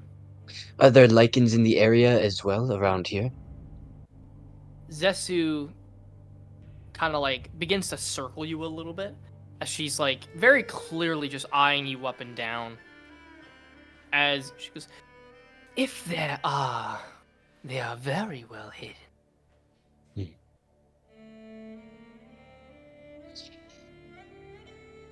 And because this is a den of them, I don't personally have the experience. I wanted to ask, how long have you been doing this?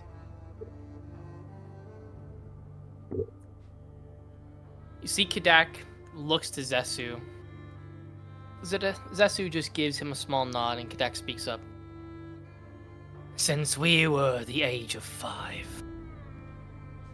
A unfortunate incident happened, and we've been hunting ever since.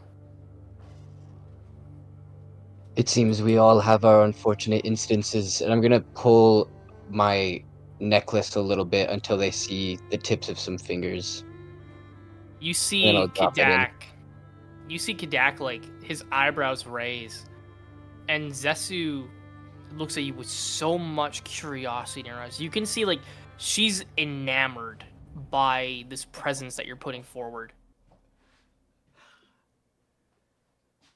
She continues to kind of circle around you, but you can see that her mind seems to be in other places as you put the necklace back in. Kadak kind of leans forward, goes, someone dear to you died to a lichen as well. Well, we like to call them monsters, don't we? Roll a deception for me. Yeah. I just need to say that is some brilliant response. I know exactly what you're saying. I know exactly what you're saying with that. You Yeah. I know it. Ooh. Juicy. That's a deception. Yes. Juicy background. That is a 28. You see Kadak. Here's your words, and he takes them in. Monsters is putting it lightly. Stains of the earth is what I like to say. As he just spits again into the same spot. Lichens killed our mother. She was simply protecting us.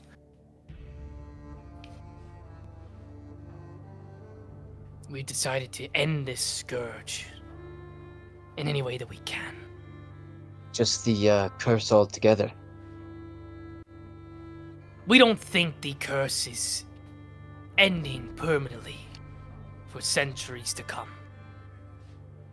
But the more lichens we kill, the less people there are to infect others. Have you ever met a lichen that could control themselves? You see Zesu kind of like stops.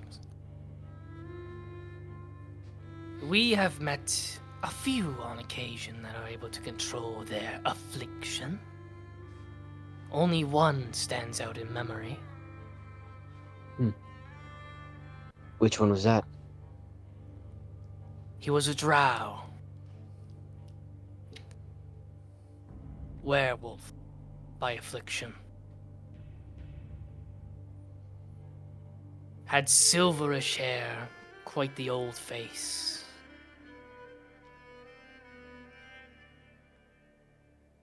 I haven't seen him in years and years. I'm not sure if he's dead. I'm not sure if he's alive. Can I make like a history check to know if I've seen this person in person? Right, Yeah, chat? make a history check with advantage. Okay, that would be my history is not the best. That would be a 16.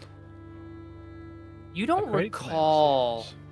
anybody who matches the immediate description other than Urzan. Yeah. However, Mm.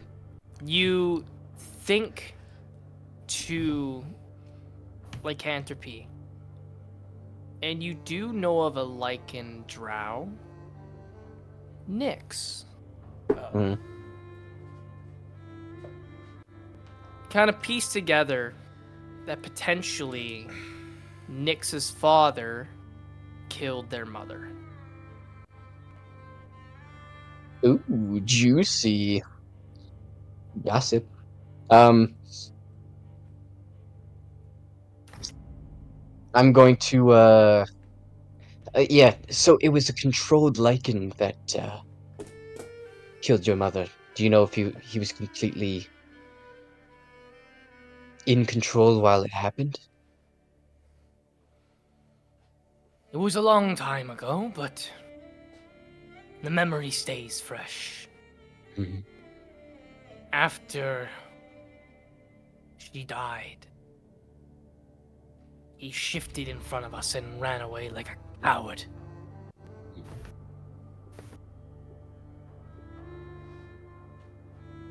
The other, lichens that you came across that had control over themselves, what did you do with them?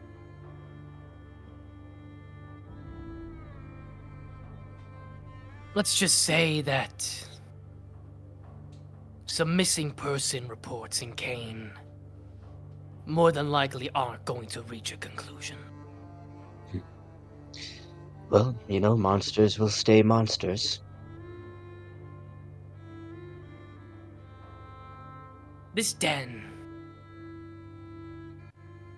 This is where? Well, it kind of seems like your minds are almost leading to the same place. It's, inside of Kane.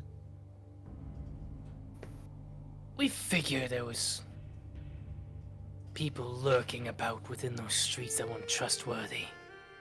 Hmm. As Zesu kind of speaks up. Kitak. How long do we need in preparation for a task this size? As Kitak thinks to himself, honestly, sister, if you say some of these people don't even seem like fighters, we may not even need a squad.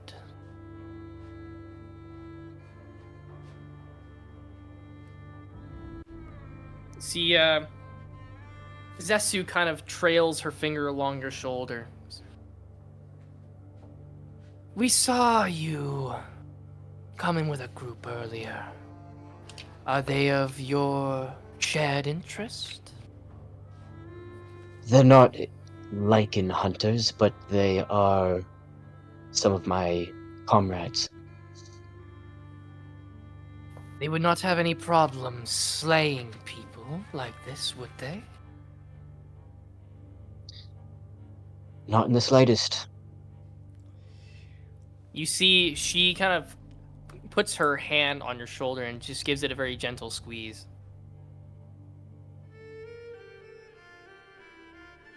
Kidak. Jinnis is not happy with our hunts.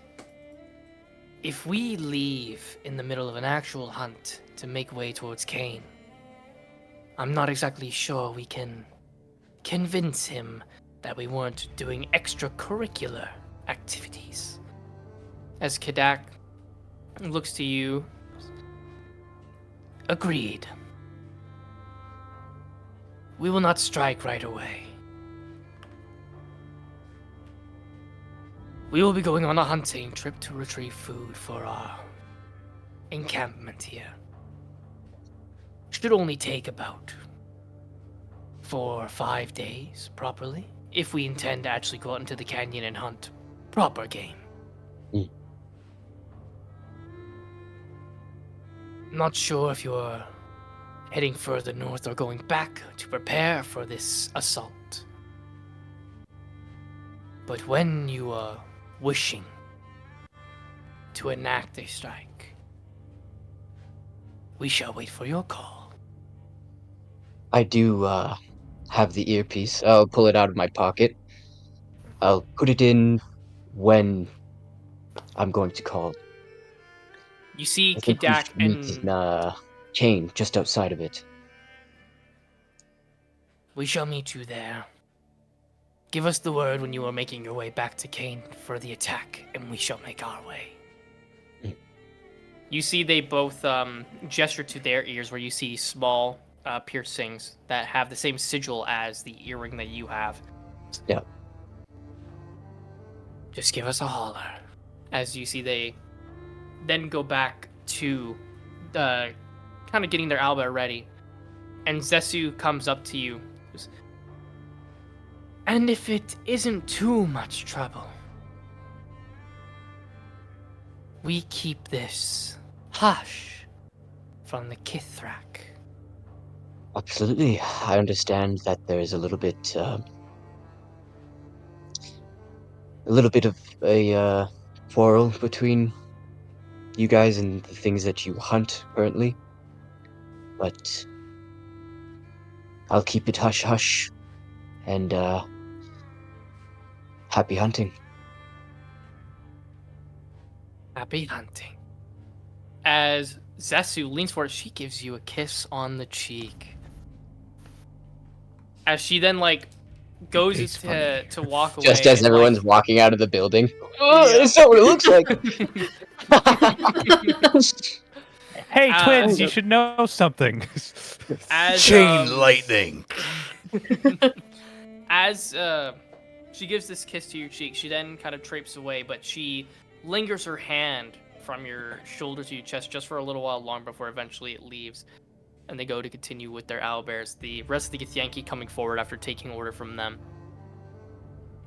You see them kind of get up onto their mounts and begin to make their way south out of the encampment.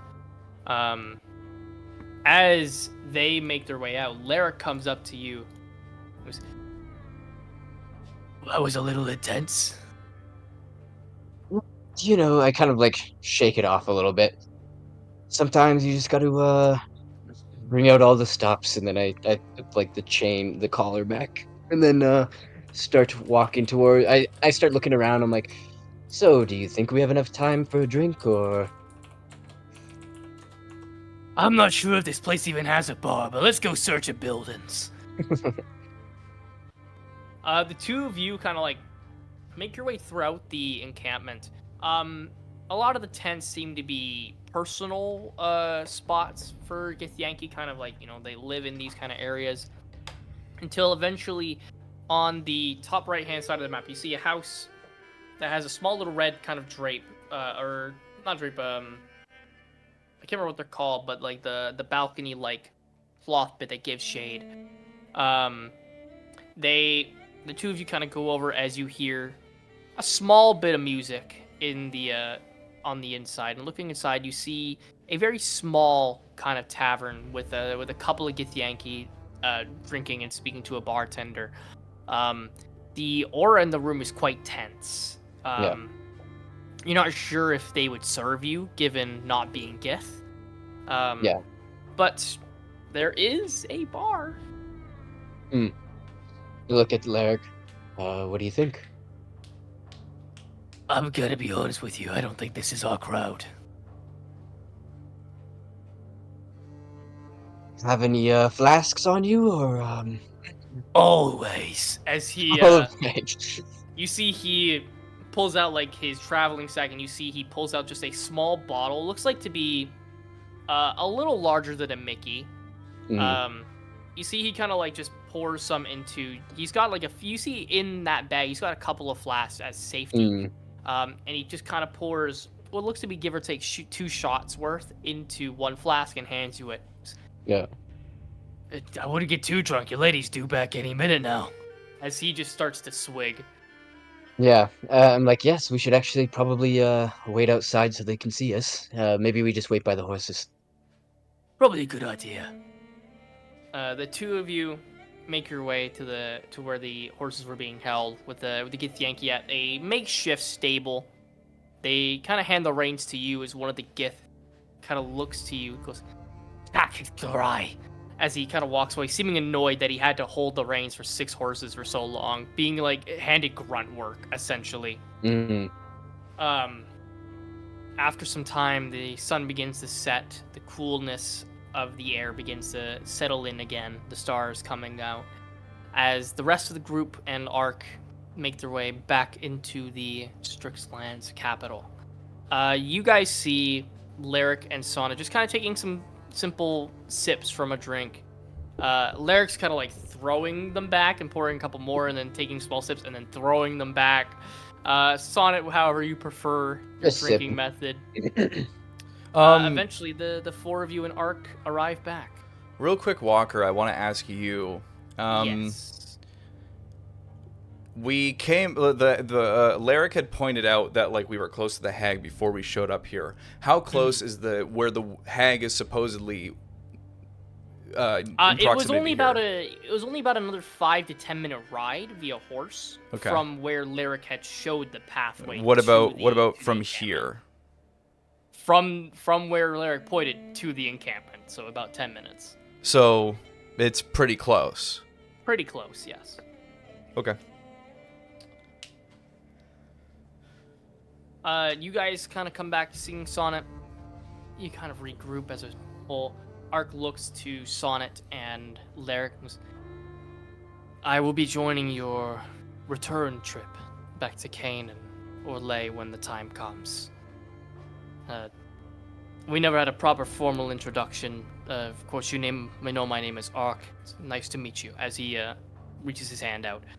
Yeah, I've kind of been like sitting on the ground, I think, so I'll stand up quick and just like pat the dirt off of my coat, shake off my hand, and then give him a handshake. Oh, yes, that's wonderful. I'm sure we could use the expertise. I kind of like look over to Mabel.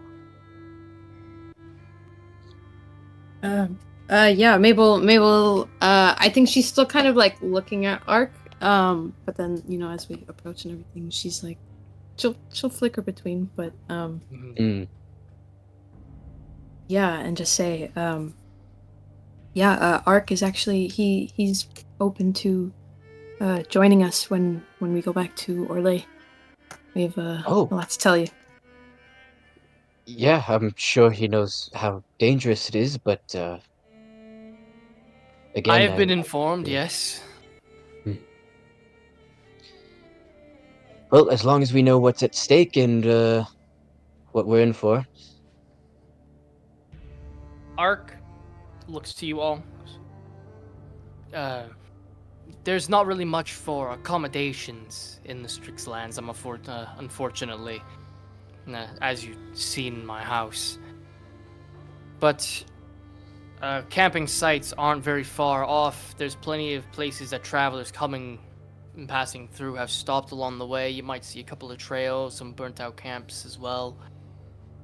But if there's anything else that you need of me, I appreciate it if you bring it up now, as I would like to go and help Jinnis with the preparations for a ceremony for Laura. Yes.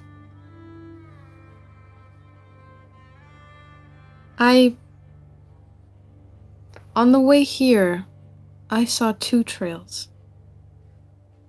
One was yours. I don't know what the other is. The other was more than likely Pacey. Some of the expeditions we had were here, so if you saw a trail leading to me, you're more than likely seeing a past trail of Pacey's.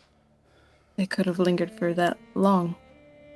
That is Possibly. The banishment magic is strange. like the sand doesn't shift or anything here. think it's more magical trails, Michaelis, not physical.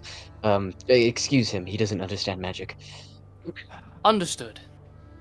I'm looking at this as a as a cracker mentality. Forgive for my magical stupidity. It's understandable. It's fine.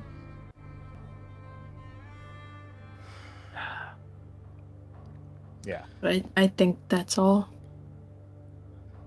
I Alrighty. think Lascivious gets up from his chair.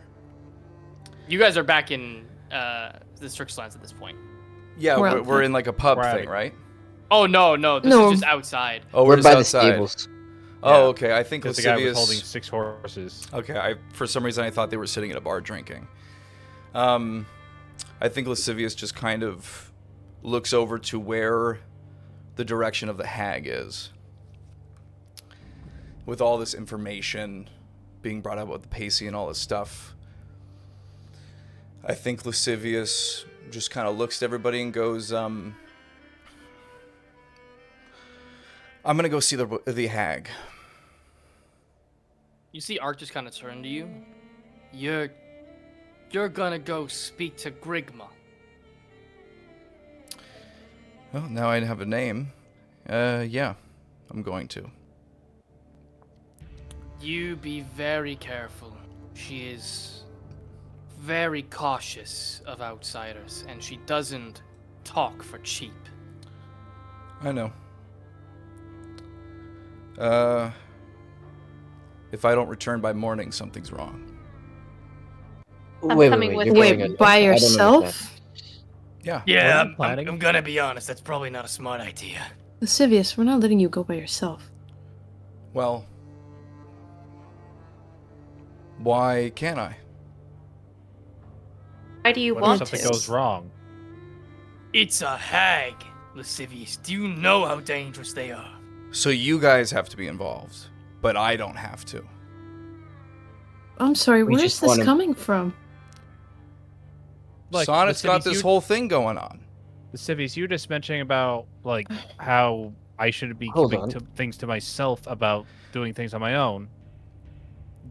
Like I'm I'm willing to telling help you guys what I'm doing. I'm giving you the information you need. Sonnet, You I'm want to do sorry, this he... yourself. Because this is something I have to do. This is not something anybody else can do. We know, We we can just want support to you. be there for you. And you will be. You're here.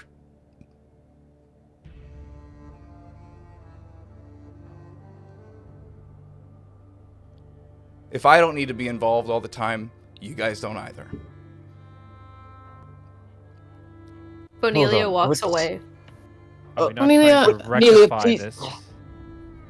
Ark, do you really have to be here for this? Can we let Ark go, please? I'll leave you all to it. Just Uh, be warned about the hag, because I know you mentioned doing this on your own, but like your friend there said, they are incredibly dangerous. Just be cautious as he begins to back away. Remember to find me when you're on your way back through Strixlands. We will. as he backs away, I just like to like kind of, I guess I'll go around the group and I want to reach for his hand and shake his hand and just be like, I'm so sorry about this. But it was an honor meeting you. It's helped me a lot. I'm sorry. I have to. Yes, deal with your group as he then kind of walks away. Lyric also speaks up. Should I kind of back away from this as well? Lyric, you're fine. I just don't need. You okay? I look around. Are there Githyanki around? Not around where you guys were with the horses. There's Githyanki kind of like setting into their camps for the night, but nobody is in probably earshot, you can tell. And did Bonelia already walk away? Yeah.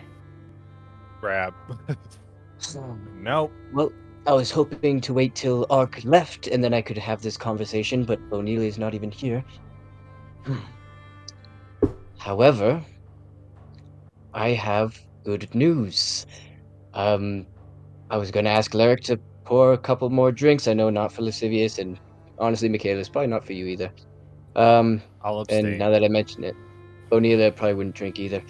So it would have just been Mabel. But anyways, I have made progress on my plan of dealing with Tekwin once and for all. What Oh, so- plan? I have a plan to seal Tekwin away inside of me. How would that work? There's a Well- there's a ritual that we're going to do, and the twins that were here, we're going to bring them back. They have something that can help. Sonnet, they didn't happen to sniff out anything suspicious with you? As far as I read, I thought the situation went pretty smoothly. Well, that's a good sight for the most part. I would happen to think that if they've been hunting lichen all this time, they'd be able to sniff one out.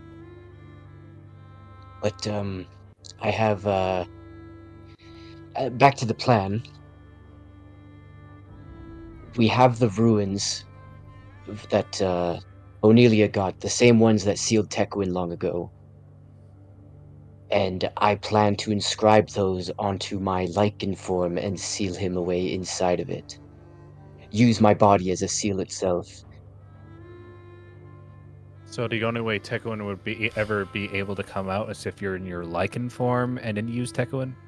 He's not going to come out. He gets sealed into it. While I had lycanthropy and Tekwin could lose to the lycanthropy. And now that I can control the lycanthropy, I can make it so Tekwin doesn't have a direct contact to me, and I can keep him at bay. And he will peter out when I... Cure it. Oh. Well, yes, perhaps. I haven't... The curing part, I'm not so sure if it will just release it altogether or... But the mere fact that you can even control it in the first place, that's good news. He won't be running around. He won't be... I can finally start redeeming myself. It's Redeeming good- yourself it's for the things that he's done? no, for the things that I've done. What have you done? I'm not having this conversation with you guys. No, It's for quite real. clear. Was it you doing it, or was it Tekuen doing it? It was my fault. It was not your fault. What was your fault? Mabel, him being around the things that he did was my fault. I let it happen. It was my fault. You got manipulated and used. It was my fault. How was it your fault?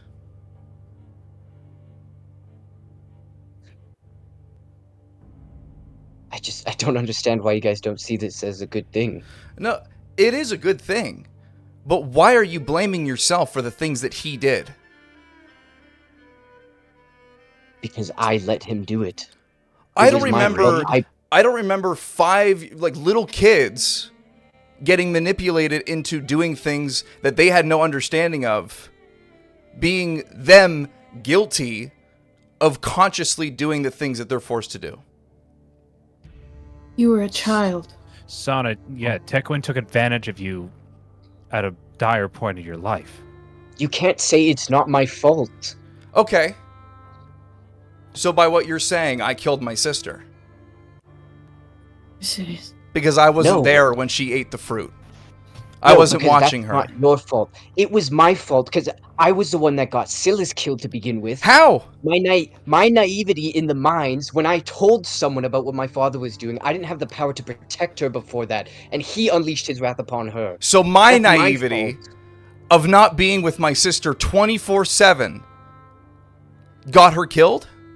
I did not have the strength to do it when I knew what he was capable of. You didn't know what was capable then. I knew. But if I made had a known, I could have choice stopped it. because I was weak.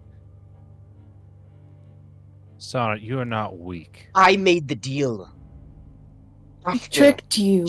I made the deal, though. I wholeheartedly accepted that deal. I unleashed him onto the world after I defied him enough that he left. He got Gatekeeper killed, he got Karok killed, I got so many people killed. Do you know how many tallies I filled? Do you know how many people I myself have killed to further my own goals? I need to redeem myself. I've potentially He's- got many people killed through my involvement with Lolth. She I did it saw myself. everything I was doing. I might be the reason she's even fucking here. Yeah, but I did it myself, Eusebius. I did it myself. I made choices. You didn't Just have a like- choice.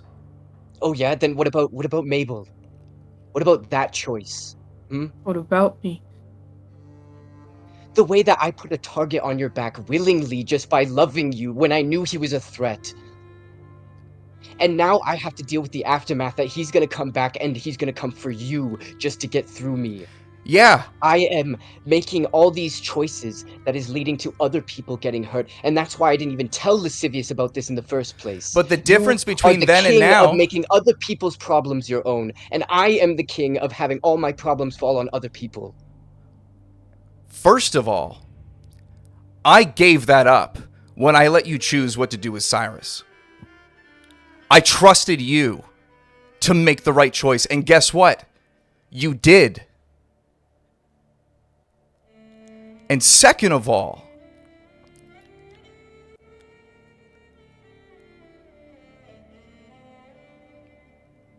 you have us now. You're not alone like you were before. Being forced to make these decisions under the boot of fucking Tekuin and the threat that you're not going to get your sister back or you're going to fucking die. But we're here now, and Tekuin's not in your fucking head. Who is talking to me right now? Is it Sonnet or Tekuin? It's Sonnet. Yes, the one that's finally making the right decisions by making these plans, by sealing him away so that I can protect Mabel. But why do you have to keep it from me? Because, like I said, back, the very first mistake that I ever made was telling people what was going on before I had the power to protect them. You don't have to rely on your power alone anymore. We're here to support you, man. But this is the whole thing. The whole time I was relying on Tekuin. The whole time I was being guided by something else, but now Yeah. You were being guided and manipulated by a malevolent force that wanted nothing but your downfall and his success.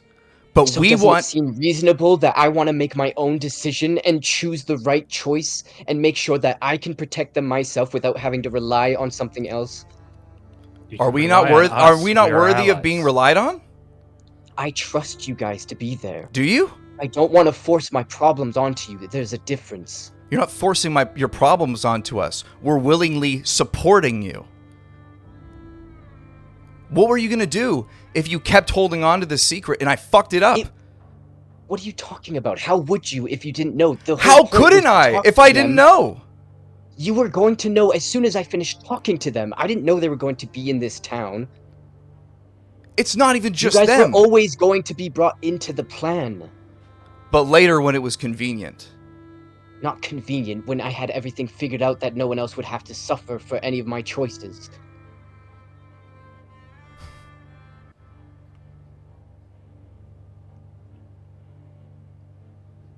All right, well then I guess I don't need to know until I need to know.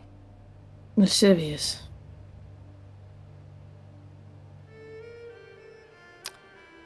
I need to go speak to the hag. And that's what I'm going to do. And we need to go with you because we're here to support you together. We're not letting you walk into that hag's lair by yourself. It's foolish. Extremely so.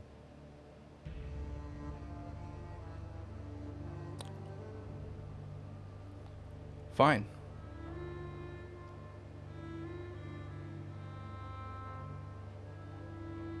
You Okay, then we see go.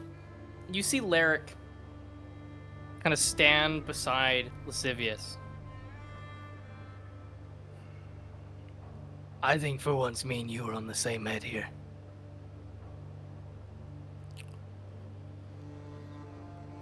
Sonnet, as much as your plan is your plan and what you may think is right, these people care about you significantly, and you didn't need to hide this from them. I thought you were informing them. I understand why you kept this a secret, but just like Nyx and Nasir and every single Lycan down in that den trust each other, you need to trust these people as well. And I get that you may feel like you could endanger them by letting them in on your choice. But ultimately, I think you're putting them at risk by not having them involved. And we're willing to be putting ourselves in danger for you, Sonnet. Just as you have done for them.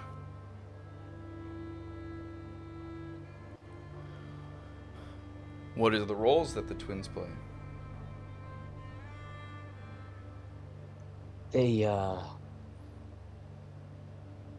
They have a contraption, a trap that they use on the Lycans that, According to Nyx, it paralyzes them. And what are they? What are we doing to them?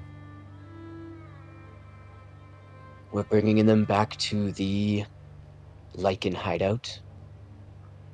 And we're going to take the contraption, and the Lycans are going to do what they will with them. We're gonna kill the twins. They're not gonna give up the contraction willingly. All right. Well, Unless they would. I mean, this puts us in a little bit of a bind, don't you think? Because if we kill the twins, then what are we gonna tell them? We're just gonna Michaelis, lie. can you keep your fucking voice down? No, I'm keeping my voice down. So you think I'm shouting this out to the whole creche that they can hear this? I'm not We just fucking need- stupid. We don't want to draw a lot of attention, so maybe we should try to take as much emotion out of this part as possible. All right. I am just saying that we are trying to get help from the Githyanki creche. If they find out that we went to the same place that the twins have gone to, and then we come back with both of them dead, that might raise some suspicion, don't you think? How would they know? We're already planning to keep it hush-hush. They don't want to tell anyone about what they're going to do because they're already in trouble for the hunting that they do. They're So already on the people bad side of the tribe? Currently, yes, Why do they do the hunting? because they like it. And Yeah. they lost someone. And they're trained for it too, so that would... I'm gonna go get your friend before this gets too far. I You see also me- think we should continue this conversation outside of the encampment. Agreed. That's kind of why I didn't want to have this conversation just yet, but Michaelis is pondering Sonnet's explanation to the twins. He's... I'm gonna go get her. Get the horses ready. please do. Bonelia, as when you walk away from the group during the discussion, you hear the argument kind of explode out as you're walking away. Do you go anywhere in particular? I'm heading towards the hag's house. Oh. Are you just walking? I'm walking very slowly, and I'm like looking back. You're like every now and then turning around, checking to see if they're making their way.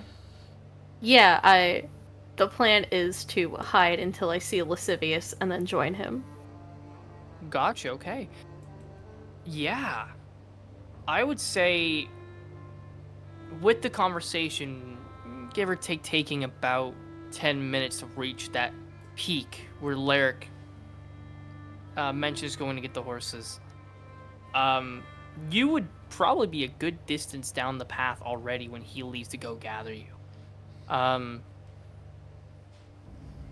Lair kind of comes back to the group. Your friend is gone. I don't know where she went. You think I would know that Bonelia is doing something like that? I think you might have a sliver of an idea that she might be. Given that she followed Roll me an when insight check. Well, Yeah, I'm just why don't thinking. you- I'm thinking back Yeah. specifically to the moment where she did that with Kapir, where she tried to follow me to talk to Kapir. So that's why I'm. But okay. Yes, I think you still should roll an insight. I'm gonna use the luck point because that was an @1. You're like, No, who's Bonita? Bad. Yeah. It'd be bad. Benelia, I don't know Bonelia, my that. dad? You know what? It's late. I'm gonna use one more. I mean, if an 11 would. Just give you over I that think an threat. 11 would. Yeah. Yeah, it's only like an 11, I think. I'm back. I really need a pee, so. Go ahead. Yep. With an 11, I think you could potentially feasibly get an idea that Bonelia might have left to kind of get away from the argument. You don't think she would have gotten far, but she may just be needing her space at the time.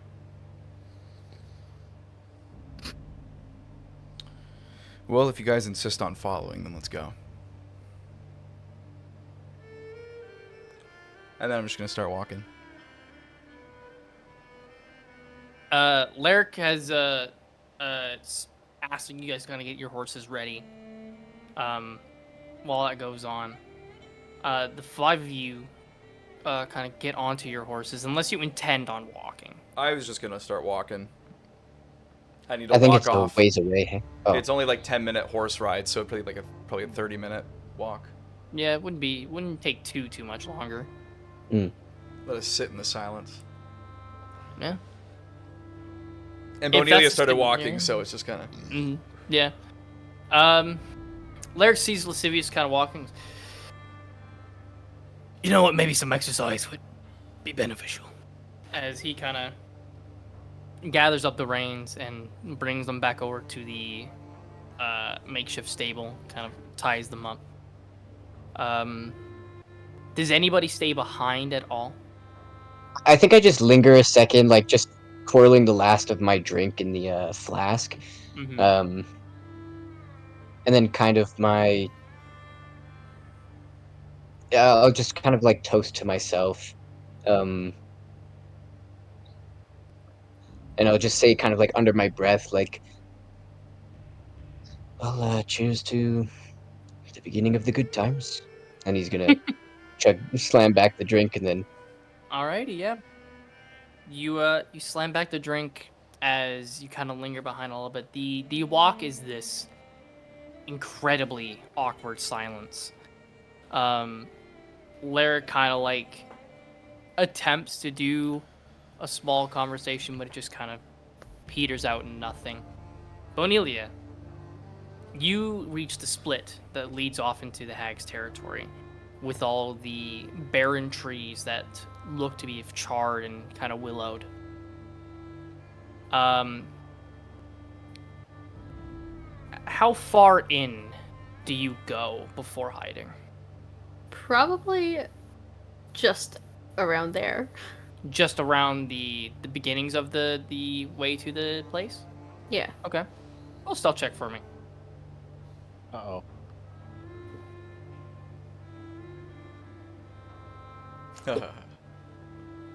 Dirty 20. Damn. 30-20? Yeah, you passed my thing, that's for sure. Okay. As you kind of like sneak into like the kind of trees, just kind of going into like one of the more hollow ones and just kind of peeking through some of the cracked holes in the bark. You wait for a little while, and nobody comes right away.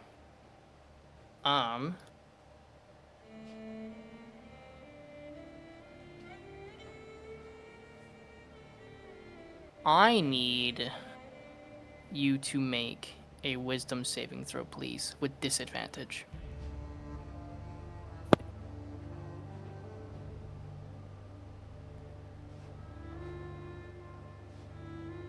$25. 25 with disadvantage? Damn. God Not bad. damn. What the fuck? Hell yeah. God damn. Bruh. Okay. You feel this magical force begin to try and take over, but you just kind of like stomp your foot as your magical essence overpowers it and kind of makes it dissipate. As you hear a voice behind you. Go. Unexpected.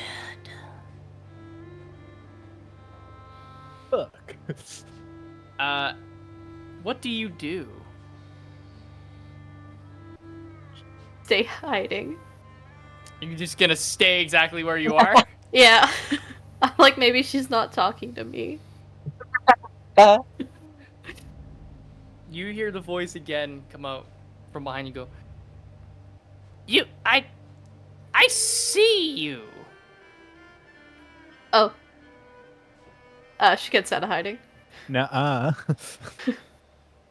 You turn around and you see a woman standing around like the 4'5" range with this incredibly matted hair that let me quickly it kind of goes from the scalp kind of all around. It's like this poofed back, almost a little bit like a pompadour in the back, where it's just this large kind of matted spots. And then kind of around the front, you see these very matted dreads that kind of come down with little beads in them. You see this grayish skin with lots of wrinkles and little like speckled spots. It's this woman's wearing this kind of like red gown that kind of ties off around at the waist that shows one of her legs without any kind of like covering, while the other leg is covered by this dress-like effect. She's got this wilting blue flower in her hair as she looks to you. Why are you in my territory?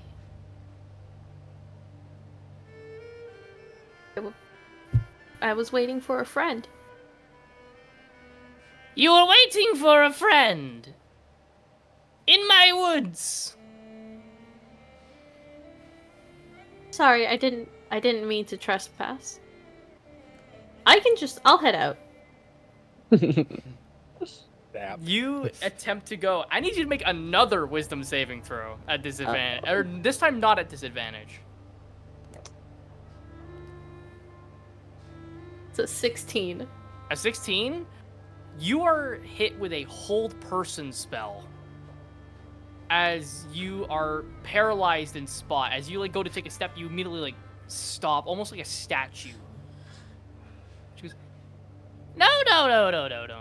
I think we will wait right here with. Actually, you see she puts her fingers to her lips, and you see she whistles. Why don't we get everybody else to make a perception check, please? Not bad. Perception? Yes.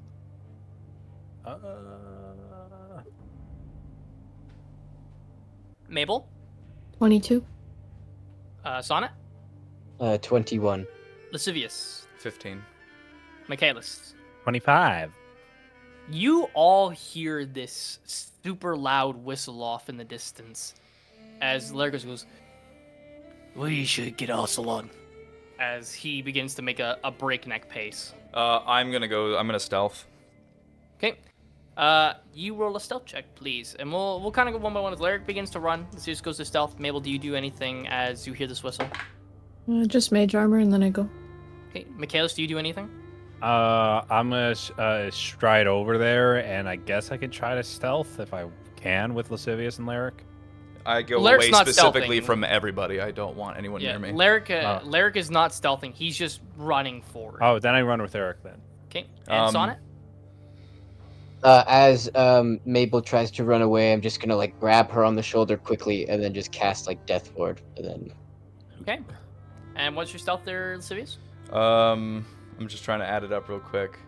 I believe it is a 33. Okay. Yeah, you easily kind of go slinking between the trees, kind of going in, paying careful eye.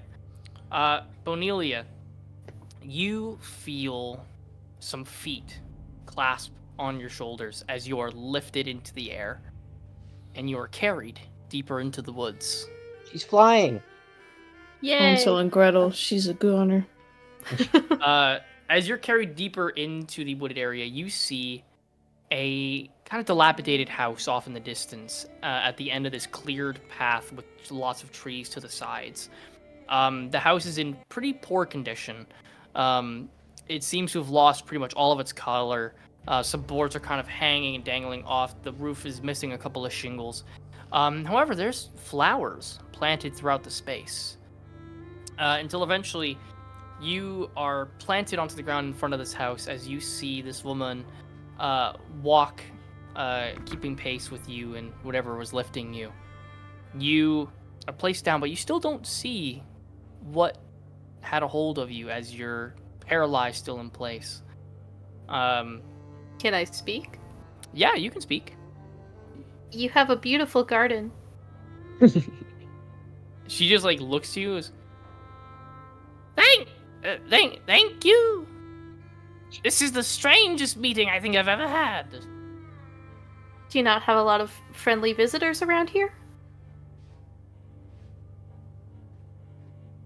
People aren't so friendly with me after they talk most of the time.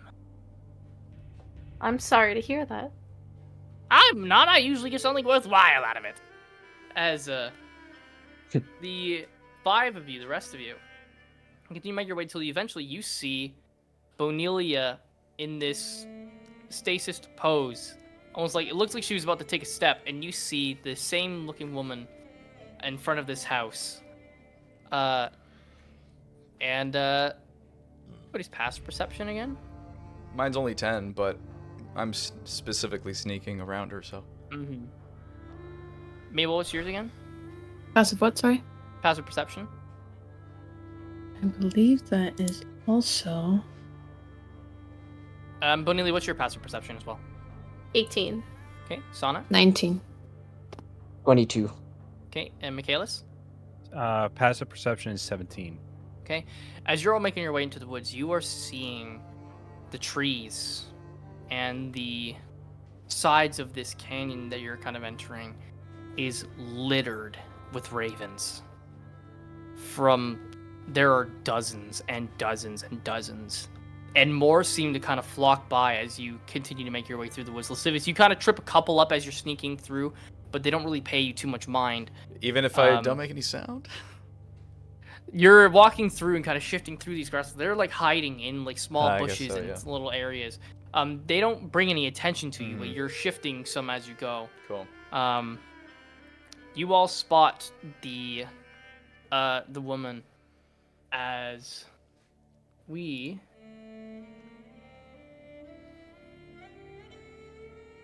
Give me one sec here. Is it battle time? No. What do Absolutely you mean not. no? Lascivious will Why not allow not? it. You see Grigma It's battle standing time. in front of her home with Bonelia right beside her, currently paralyzed. Mm-hmm. Bruh. If I may, I would like to come up behind her. Come up behind the hag. Yes. That's a great way to... It's a Okay, give saucy me way. one sec here while I quickly grab Lyric as well. Feel free to place yourselves wherever you feel like you would be seeing the situation.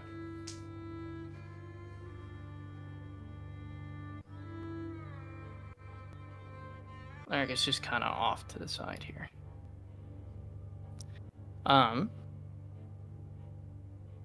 Civius, as you are Mhm. sneaking around, you see a creature just off to the distance that no one else, that looking at the group, no one else seemed to manage to spot. Yeah. As you're kind of sneaking around, you see just kind of hanging off of the house, you see there is a raven that is probably about 10 times the size of a typical raven, just hanging off to the canyon, off on the far right of it.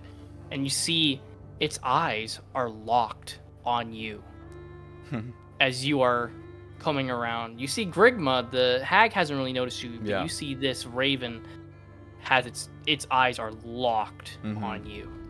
I'm just gonna, in a friendly manner, although it's a little bit of a surprise, I'm just gonna be like, forgive my friend. She's not the one who wants to speak with you. You see the hag like kind of like jumps a little bit, goes, "Ah!" I don't like sneaky types, as she turns around to face you. Sorry. Sap. I just was unsure about your intentions with my friend here. He snuck into my territory and tried to hide in a tree. And when I caught her, she acted like I couldn't see her. Yeah, that's my fault. I made her upset.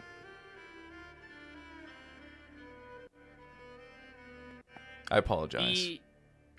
She looks to you and says,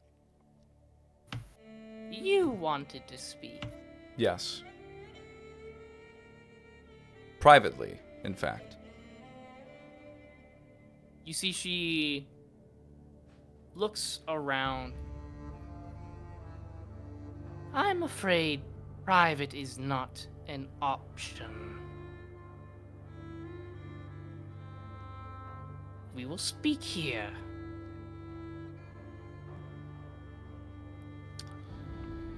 Do you know the cost that comes with my company?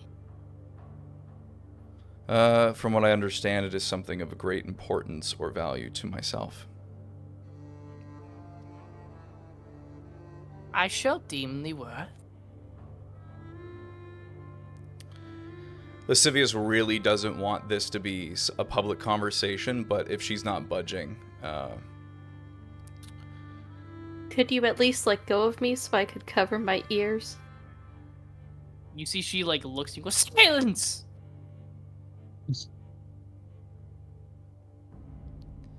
Lascivious sighs, and he's gonna reach into his bag of holding. And he's going to take out Kapir's last feather. And knowing what it's worth to him, and that it doesn't matter because it's up to her, he's just gonna accept that he's gonna have to hope that this is worthy and give it over. She takes the feather from your grasp, and you see she brings it up to her nose. You see she takes this very long, like very exaggerated sniff, and she looks it over. How did you get something like this?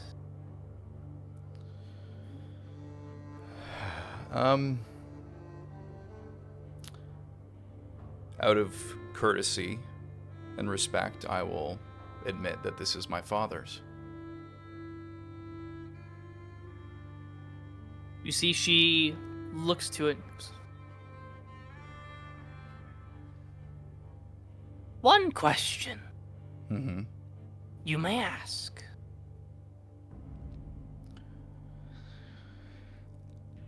How is one to steal a soul from a god? You see she looks to your group. Meddling with the divine. How intriguing. As she takes the feather and she pulls out a sack that's attached to her hip. And you see she opens it and it gets this mouth. And it latches it onto like her hand. And she goes, "Hey, let it go! Let it go!" As she pulls her hand and goes, "Ugh." You never know with bags of holding. Just what might lie within their little pocket dimension. As she kind of like tightens it and straps it around. Mm-hmm. She looks to you. Soul stealing is unique. Not many can do it. Depends on your power, depends on your origin. Some creatures use it as a food source, like owlhoons. Some creatures are obsessed with them and collect, like lesser demons. But some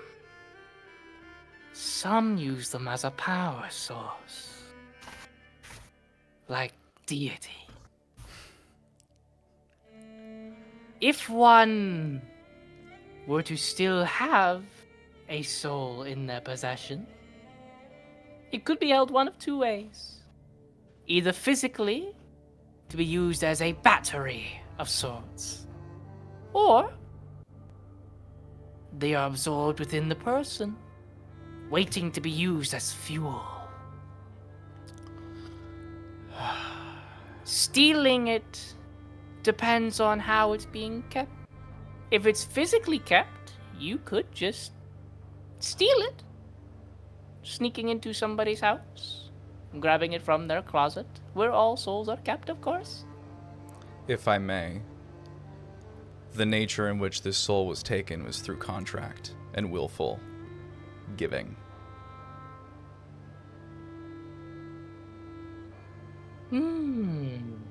You see she takes this long-winded exhale. If it was given willingly, you may be a little more in deep water. Figured as much. The hag looks to you.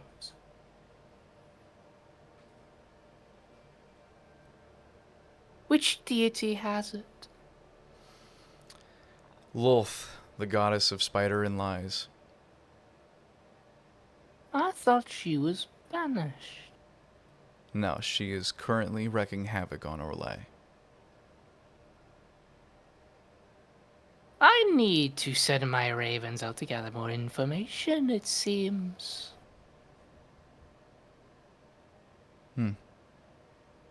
My guess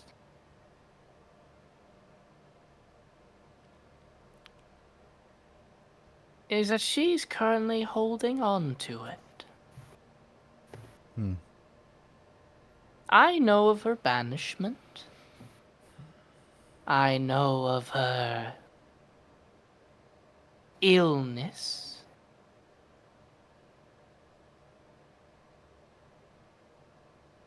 And I know that some deities, when they are low, they will save something of immense power for when they need it. I know who you are.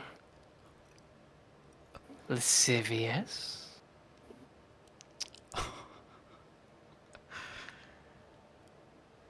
And I know the value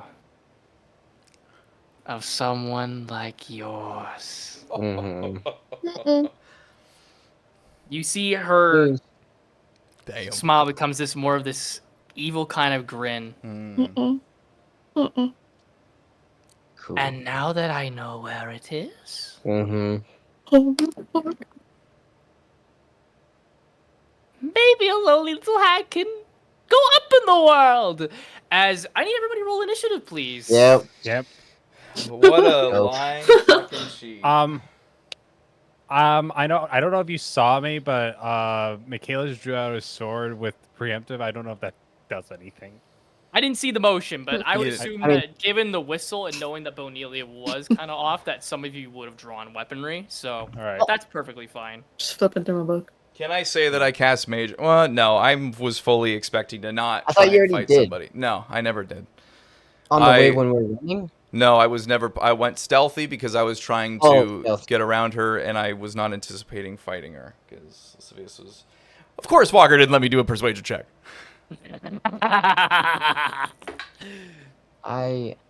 Wow. I rolled a nat 20 on my fucking initiative. Hey, you know what? What's worse than a nat 20 on initiative? 2 nat 20s. A nat I rolled 1. a 2. A nat 1. Yeah. Oh no. I Alrighty. had advantage too, so I rolled an 18 on my first one and I got a 20. But I think Cornelia, no, High I'm five, gonna Joe. keep the nat 1. We're gonna fuck her up. Mabel, Michaelis. I believe 1, 2, 3, 4, 5. Who am I missing? Sonnet. I'm missing Sonnet. There we go. Sonic the Alrighty. elf guard. Bonelia. 11. 11. Lyric gets a 11 as well. What is your dexterity? +4. Cool. You'll be going ahead of Lyric. Lascivious. I got a 6. You got a 6, but you said it was a nat 1, eh? It was a nat 1. Come on, if you're not going to do nat 20s on initiatives, please don't do nat 1s. I'm not. I'm putting it Okay. at 6. Mabel. Shucks. Thank fucking goodness. 14. He loses the whole turn. Jeez. Lascivious drops his Oh, knife and he eats it. Michaelis. Honestly, it'd be fitting. Oh, 'cause he initiative? wasn't anticipating Yeah. this. Yeah, I rolled a nat 20, so it's 23. 23. Okay. Sonnet. 24. 24. Alrighty.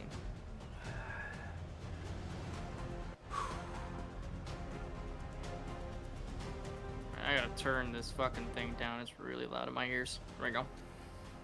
Alrighty. We are going to start with the hag.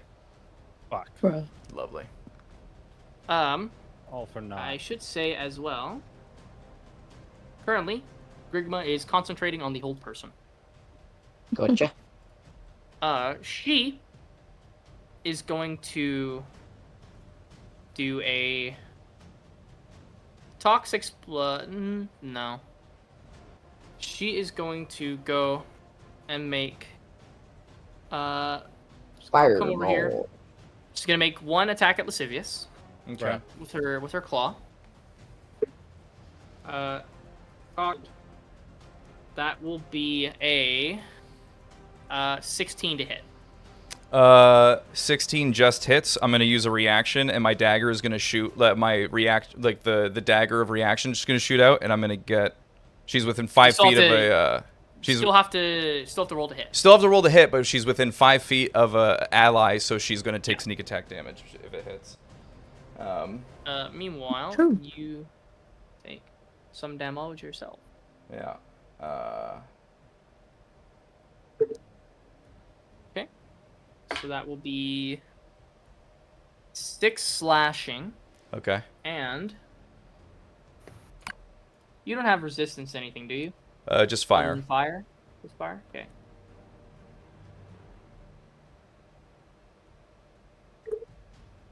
Oh, yikes. Ooh. 11, 16. 22 poison damage. Okay. Would the doing the Lolth's dagger thing do anything with that? Volstagger? Yeah, when I was prickling myself to try and get myself immune to the poison. You never got it to the point where you were able to, unfortunately. Yeah, and then it 17 on the die plus 10, so 27 to hit. Holy shit. Yeah, that will hit. Okay. So I'll do the sneak attack damage first. He's pissed. 1, 2, 3, 4, 5, 6, He's 7, fucking 8, 9, mad. 10, 11, He 12, 13, angry. 14, 15, 16, 17, 18, 19, That's nice. 20, 21, 22, 24 damage. Oh, that's nice. 24 damage. Cool. Yeah. She'll have to make a concentration check. She sure will. She'll have to pass a. You said 24? 24, so 14? Wait. Yeah. Well, no, she'll oh, wait, have is to it pass half? 12. Sorry, yeah. It's always 10 unless there's more Mhm. with half. Yeah. And you said it's concentration, so that's Constitution. What's your spell? I was gonna say spell save, but it's not a spell save. She Yeah. passes with a 15. Nice. Alrighty. She will then also make an attack at Bonelia with a claw. Is Alright. that With what? critical? With It's a gonna be an claw, automatic crit. Yeah. if it If hits. it hits. If it hits, Sorry, I She would have does countered get- it if it was a spell, but she's. Does get advantage on it, Uh-huh. which will be a 19 on the die. So she will Yeah, hit. that hits. I'm gonna Boy, still howdy. read barbs. Okay. Take the lowest roll. Take the She'll have lowest to roll again, take the lowest, and Does she just roll the one die? Or does she roll The both one. of the advantage die? I think it's just the one. Yeah, you're just re-rolling the one that would have hit into Okay. a bad one. No, a nat 20 instead. So she Okay, takes so a it'd be 19. 19. And then also the advantage is gonna go to Bonelia to hope she gets. Okay. It'll give her Not advantage on her fucked next up. saving throw, so she can hopefully break Absolutely. out of it. Cool. Thank you. So she will take double damage because it is a melee attack. I learned recently that paralyzed effects for the crits only matter on melee attacks. Yeah. Ranged Yeah. attacks don't work like that. Yeah. Hope it's not bludgeoning. I believe So it's that is- slashing, and then there's necrotic or Seven, poison that Or damage. piercing. is- Or... Oh yeah, yeah. That Based off is what you took. 13. That is 15 slashing damage. What, isn't Nice. Bonelia And like then- resistant or immune to poison? And then you I'm are immune immune to to poison. poison, aren't you? Oh, Yeah. she Yep. takes. So you take no poison damage. Nice. You But, yeah. you are slashed with the hag's claw as it hurts. It hurt pretty hard, but you feel no effect from the poison. And that will be the end of her turn. Sonnet. Nice. I'm just gonna say like we need to get Bonelia out of there. I'm gonna move up. I'm gonna shoot twice at the hag. For sure. Oh. First shot is a that'd be an 11. I rolled 11 a 2. does not hit. Second shot. Okay, that's a 17 plus 9. That's 26. Oh yeah, that hits. Oh yeah. Oh yeah. you bag the Uh, hag. I'm gonna. So I'll shoot the one and I'll miss, and then I'll shoot. I'll move 5, 10, and I'll shoot this one. I'm gonna use a mobile flourish, Okay. and so I'm going to attempt to push her. Yeah, I'll basically just roll an extra die on top for damage, but also for the how much she gets pushed back. Alrighty. So we'll do damage first, because then she can roll her concentration check. Right. Yeah, the damage is gonna be for like the same amount. Oh, but we'll do 6. 14 plus 6. 18 piercing damage. So 18, cool. So she'll need to pass a check of 10. Which she rolled a 13 on the die, so she keeps her concentration. Gotcha. Then she gets pushed. I think she can only move 5 feet anyways. It's gonna be like it Yeah, was gonna she'll round up be- to 10, but Pushed to the side, like right beside lascivious, like just like up here. there. Yeah. Okay, perfect. And then I'm going to shout out to Bonelia. You need to get yourself out of there. And then I'm going to give her a bardic inspiration. She can add a D10 to whatever roll that she chooses to make, either attack roll, ability check, or saving throw. Cool. In the next 10 minutes. Awesome. Amazing. And that's my turn. Awesome. At the end of your turn, you see the hag kind of like get pushed back as you see the ravens that are surrounding the area.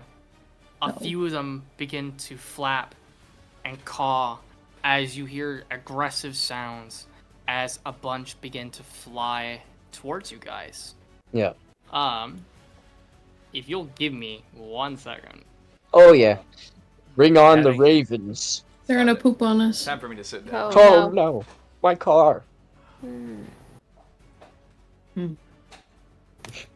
Apparently, this means we kill the hag. The ravens disappear. Walker's so fucking cheese that I have a fucking plus 15 to persuasion. I'm not There's a cheesed, lot of I just know ravens. it's dangerous. You're so mad that I would have convinced her. You can attempt in combat. I never said you couldn't. Nah, she's made her bed. As well as you all hear as the calls of the ravens echo out, you hear one that sounds demented off in the distance as you hear the flaps of giant wings.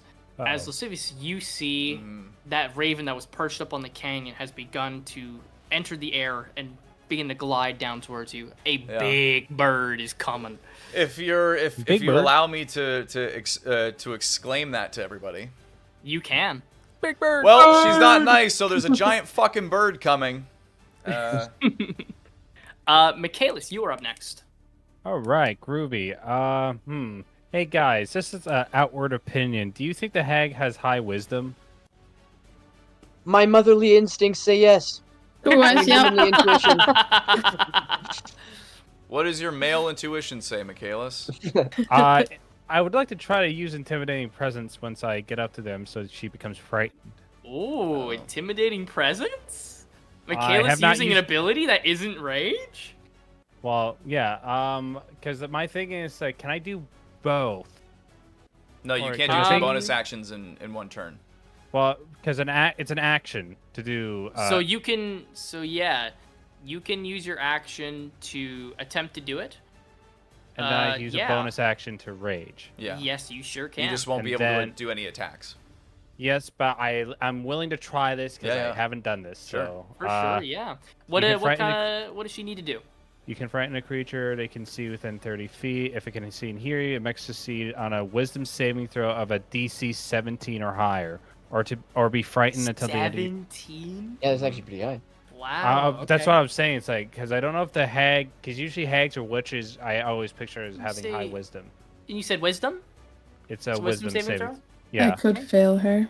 Do you want me to fail her? I can fail her. Do you want a nat one? Do you want a nat one? Would you? Hear me. I'm not gonna say anything. Alright, she hasn't rolled, so the factor hasn't been determined yet, so you can use it if you'd like to use your portent. Sure. Okay. Okay, thank you. So she will suffer the frightened condition. All right. And interesting. I will go also just to move my final bit, flanking her, and then I'll rage. She is currently frightened and concentrating. Okay. So I flank her and I rage. Alrighty, yeah. And that is my turn. That is okay. Next up is the Raven number 12. Raven number 12 is going to go. Number 12? 5, damn. 10, 15, 20. And is going to just Herb. make an attack at Sonic. I'm just like, Tequin? It's going to Tequin? be a many 19 tickles. to hit, I hit. which is going to be 7 piercing. Okay. And that is the end of that Raven's turn. Now it is number 9's. 1, 2, 5, 10, 15, 20, 25, 30, 35, 40, 45, 50. And it will dash 5, 10, 15, 20, 25. And we're just going to put it beside Mabel. That's all that it can do. Next up is number 6, who will go 5, 10, 15, 20, 25, 30, 35. And we'll flank Mabel as it makes a beak attack at Mabel with advantage. All right. Flanking, which will be a 18. No. Okay. Oh, That is the Yes. end of that Alright. Raven's turn. Mabel, you're up. She's All right. frightened. Good shit, Zap her up. Michaelis. She's fucked once it's my turn, potentially. Thought you meant me Don't for roll a second. I bad. was like, That's all I can say. That's not what I'm talking I'm gonna about. Misty as a bonus. Okay. So, 1 up. And then I'm going to cast Dispel Magic on Bonelia's little thingy or situation. And to be safe, because I have to cast it at a higher level than what they're casting it as. So I'm gonna use my level 5. You're gonna use your level 5. Yeah. So for Dispel Magic, you just... Oh, you're gonna do it at level 5. Okay, I see what you mean. Yeah, level 5 dispels it. Nice. Oh, it says spell slot of 4th level or higher, you automatically end the effects. Can I just do level 4 then? Yeah. It Yeah. should Well, be I mean, it depending on how ends high it the if spell it's is. it's equal to what the spell's level that it was Yeah. cast at. It's It just like says there. that, but then it says, but if you Yes. do a 4th level or higher, you automatically. Oh, never Is mind. I'm not anything reading the under. rest. Yeah. Okay. Yeah. To- Okay, It's essentially So, counter yes. spell, but without the Yeah, as we're an good. action. Yes. So you Yes, yes. will end the hold person effect on Bonelia. She's no longer paralyzed. Thank you. Bonelia, you feel yourself welcome. unstiff and just oh. You Kill the still have bitch. Kill the advantage and bitch. bardic inspiration for Yeah. your turn, by the way. Hell Kill the yeah. bitch. Kill the hag. Bag the hag. And to finish. Actually, we're good right where we are. We're good. We're good right where we are? Cool. Alrighty. After that is a raven. It's gonna go 5, 10, 15, 20. It's gonna make an attack at Lyric. It will hit Lyric with 15 on the die. Lyric will take 8 piercing damage. Oh boy. As he just kind of like tries to swat away the birds. Just, you beast! Next up is another raven. 5, 10, 15, 20, 25, 30, 35, 40, and it will make a attack at Sonnet with advantage for flanking, which will be a 18, It hits. which will be 6 piercing. All right. And then 5, 10, 15, 20. And then this bird will make an attack at Mabel, which will be a 17 on the die, which makes it a 21. Yeah. 21 hits, okay. Mhm. That will be 5 piercing damage to Mabel. And now it is Bonelia's turn. Okay. I'm gonna move away a little bit. Okay. You will, oh wait, nope, because No, Sonnet moved him, so no attack of opportunity. Okay. Yeah, fuck it. I'm gonna cast Firestorm. Oh. Oh. Firestorm? Roasted ravens. That's a really No, high wait. one. That's a really I'm high not level fire one, I think. immune. Yeah. I'm actually gonna move back I here. am. That's Well, a, actually, oh my I'm god! Okay. The way Yeah. that Walker's you say what now? Sure. Where specifically? Yeah. So why don't you put the center of where you want it to be? Well, here's the thing: is that it's 10 10-foot cubes. Yeah. So pick you yeah, could so just you're gonna place them pick wherever the multiple fuck you spots, yeah. want.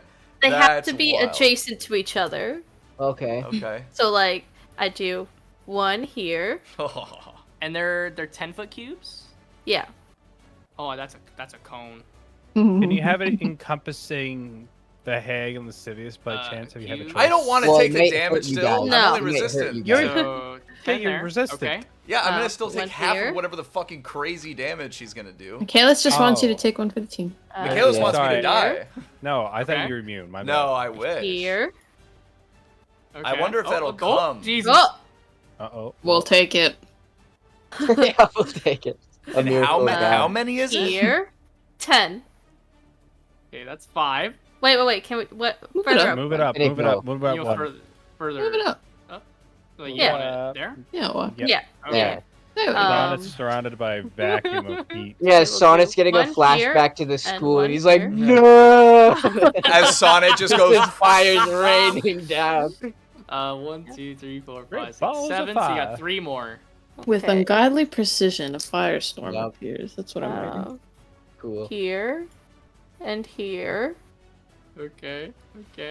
You got 1 more. Well, no, hold on a second. Can't the one on the right just be touching the one, like in the center of, like, and you don't have to use an extra No. square? No, it is 10 feet. It is 10. No, you don't just get Oh, to I pick see, where I it's see. a cube. Okay, that makes sense. I guess it doesn't matter where the next one goes because it's not going to touch anyone. So I mean, you could get Could be. Raven. Yeah. I Alrighty. can't get Raven 3. I can't get any more Ravens. You could get Lyric. Sonnet's just like, where do I go? Where do I go? So Yeah. Raven. Danica. You see fucking Bonelia just You made up for it! as she finally gets movement of herself, just twirls her scythe Alpha from back and throws it into the air, or in the spinning like motion above her head, as flames erupt from it, and boom, they just embed themselves into multiple places in the ground. So these creatures need to make dexterity saving throws? Yes. Okay, what's your spell save DC? 18. Yeah, it's 18, pretty and I need high. to make 1, 2, 3, 4, 5, 6 of them. So Raven 1 gets a 16 on the die, plus 2, so 18. So, I think So that's a no. Raven that- 12 gets an Okay. 11. That one also doesn't pass. 12 and 5 didn't pass. 2 will. I don't have my spell 9. attack bonus to damage. No, you do not. Ew. 9 won't either. And 6 does. So 12, 5, 9, and 6 will take full damage. Okay, it was Rest of- 39 damage. 39. Okay, so 12 is 39 damage. There's 5. fucking ASC up in this bitch. Oh 5 yeah, gets 39 damage. we're having Raven for dinner tonight, boys. 9 gets Banger looking 39 good. damage. And 6 gets 39 damage. Amazing. And then 39 halved is 20 or 19? 20 rounding up. Yeah. So, Raven 2, Raven 9,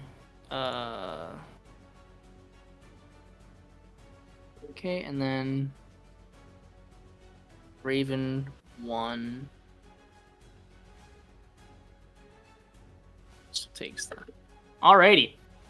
You see a bunch of these ravens just erupt into flames and essentially become cooked turkeys on the ground. That is a dead raven. Nice. That is a dead raven. That Nice. is a dead raven. And Mhm. that is a dead raven. Hell yeah. Alrighty. Could have been more.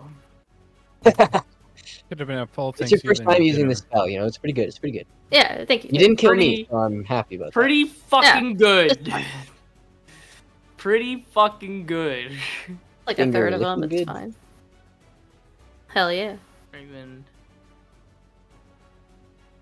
2. Whose so phone? Raven. That was me. Son of a 9, 9, 2, 6. Alrighty. Cool. Any movement or bonus actions? Nah. Alrighty, Lyric is up Flip the next. finger. Lyric, oh, I didn't mean to make another cube. Do they stick around or do they dissipate afterwards? Pretty sure they disappear. The fire damages an object and okay, yep. Alrighty. So I will get rid of those here. Sec Lyric is going to make 2 attacks at Raven number 3. First one's a nat fucking 20. Hell yeah. Oh. Second one is another nat 20. Oh shit. Larry, Damn. Fucking Just on Lyric this going bird? Yeah, nuts. Damn. this Raven's got no shit on him. You're a bird, Yeah. aren't you? I love birds. Oh, Larry just locks in on this bird. There's Fucking- something in his okay. Straight up, that past guy from Monster Good House, he just bird. takes the Raven, just yeah, that one. not Monster House. That's Spiderwork Chronicles. that No, was Monster No, it's House. Monster House. He's talking about the kid The in the pizza in the guy. arcade. Yeah. Oh, he's just Oh, like, sorry. "Oh!" I was thinking of You the see pig Larry, guy. like- I was thinking of the pig guy from Spiderwick Chronicles. You my see bad. Lyric like trying to like avoid this bird. It goes, I fucking hate ravens! As he just takes out his knife, just goes, "Ugh," and just starts gashing into this raven as it just goes. It's so dead. It's cut into pieces by the time it lands on the ground. As he just goes, ah, ah, ah, Nice. ah. Damn. So Bird fucking- phobia. That's fucking nuts. It's canon. He hates birds. This is Yeah. good. Yeah, He hate that's bird. his Indiana Jones moment. Making a note of this. Next up, Lascivious, you see that big raven coming in as it goes down, and it's going to make a swooping attack at Bonelia. Okay. Which, coming in from above, so it does get advantage on the attack roll, which will be a plus. It's gonna be a 22 to hit. Yeah, that hits. Alrighty. Bonelia will be taking. He does yell out to Bonelia of like, watch Mm-hmm. out, but Watch out! That is going to be a total of 14 piercing damage. And then you are carried with it. And I'll need you to make a strength check, please. Otherwise, you're going to suffer the grappled And condition you can as do well. it with advantage and use my bardic inspiration if you wish. yeah. I will This is do it a, with uh, advantage. So this is a strength saving throw. And with bardic inspiration. It D10. was a D10. 21. 21 passes. You are Oh, not hell grappled. yeah. Okay. As the hag raven comes by, it just gets you smashed, but it kind of grabs you by the shoulders and you just kind of shake free out of instinct from Sonnet. Sonnet kind of like goes, bird feet, as it warns you enough. Say bird feet, Wappy. You Bird can't feet. make me say bird feet canonically. Yeah, My God. Sonnet says bird feet. Ah, say I'm writing that chicken down in foot. canon now. Good. I'm glad that you're taking control over Sonic finally. Yeah. I mean, Sonic. I mean, Yeah, fuck, listen, it's it makes just some sense Sonnet's over words. There's the only thing I can think of at the time. Sonnet's Bird feet. encouraging words. I say bird bird feet. feet. As a bonus Dang, nib. action, the hag raven will plant down, and you see its mouth goes open as you see it begins to like crack and break as this horrific caw comes out of it. I will need everybody to make a wisdom saving throw, please, to be frightened. Great. Not 20. We're Advantage good. on being. Oh, I have advantage on being Where did charmed. that other die go? Yeah, But that's this is not for what that was. this is And, for um, frightened. Yeah. And also for frightened. Oh, you get advantage on frightened as well. Yeah. Look at you go. I'm I thought she absolutely was immune to terrified. fighting, to be honest. So we'll go one by one here. Sonnet. Sorry, it's wisdom? Yes. That would be 14 plus 3, why can't 17, So right? 17. Yeah. Sonnet is frightened. Michaelis. He can't be frightened. He's raging. Yeah, That is I was gonna true. say. I was Okay, double good checking. good for that. Mabel, you said you got in at 20. Mm-hmm. You were not frightened. Lascivious. What do you think? Oh, Lascivious is frightened. frightened. he's Lyric shaking will his also little need boots, but you to- can't hear it. Lyric will also need to make a saving throw. Lyric is also frightened. I hate bows. So for this condition, True. you can attempt to make the saving throw again at the beginning of your turn. If you do succeed the saving throw, you cannot be frightened by this effect again. And currently, you cannot take any action. You cannot move towards the creature as long as it's within your sight Yeah. line. You must move away from it, and any attacks against you have advantage by it, and you attacks against it have disadvantage. Yeah. Um, I got 26. next, you got a 26. Holy shit! Bodelia's also not frightened. Yeah. After that is. How could she be afraid when she heard bird feet? Yeah. She's encouraged. Like, oh, And it's just bird feet. Sonnet's scared of what came out of his Yeah. mouth. He's like, how the fuck did Yeah. I say that? Yeah. 30, It's almost like like, someone we was must speaking still be for in me. Yeah. Raven number 10 will go over there. That's so funny. Holy shit. Bird feet. Lascivious, are you sure you don't have your soul? 20, 25, 30. But I have my feet. And we'll be making an attack It at has Sonnet. souls. The... what? Is it just the creature? Like, do all creatures get advantage, or is it just the one that they're frightened of? I think it's just the one that they're frightened of. But Mhm. Yeah. That's Okay. exhaustion. You already said what it was, so I think that's what it is. let them look it up. No, a frightened creature has. I did it wrong. So a frightened creature has disadvantage on ability checks and attack rolls while it's in this, while the source of its fear is within line of sight. So Okay. it doesn't get advantage on you, but Yeah. you will get. Everybody will get disadvantage while this thing is within line of sight. Whoever's frightened, anyway. So if I'm not Um, looking at it, I'm looking at the hag. You're trying to be so cheeky. I'm just curious because that's what you're saying. You're trying to be so cheeky. I'm not. I I'm love not it. gonna be going after it. So I love Can it, and he I find it persuade funny. himself not Okay. to be afraid? I got a 27 persuasion. Yeah. Or 25. Lascivious, you are not afraid. Oh no, it is 5, 27. 10, 15, 20, Sorry, 25, so my 30. stealth should have actually only been a 31. I was looking at my persuasion. All when right, I was all doing it. right. Sorry. I just wanted to clarify that. So nat 20 on Mabel. For a All beak right. attack by Raven 11. Bird. I say bird feet, and it's a beak that hits her, and I'm like, shit, I Yeah. meant beak. Damn it. That would be, oh, that's so close to full. Holy shit. Why are you so happy about it? It's crazy. I rolled Trying 4 to kill dice. off Mabel. That is going to be 22 points of piercing I'm a bird.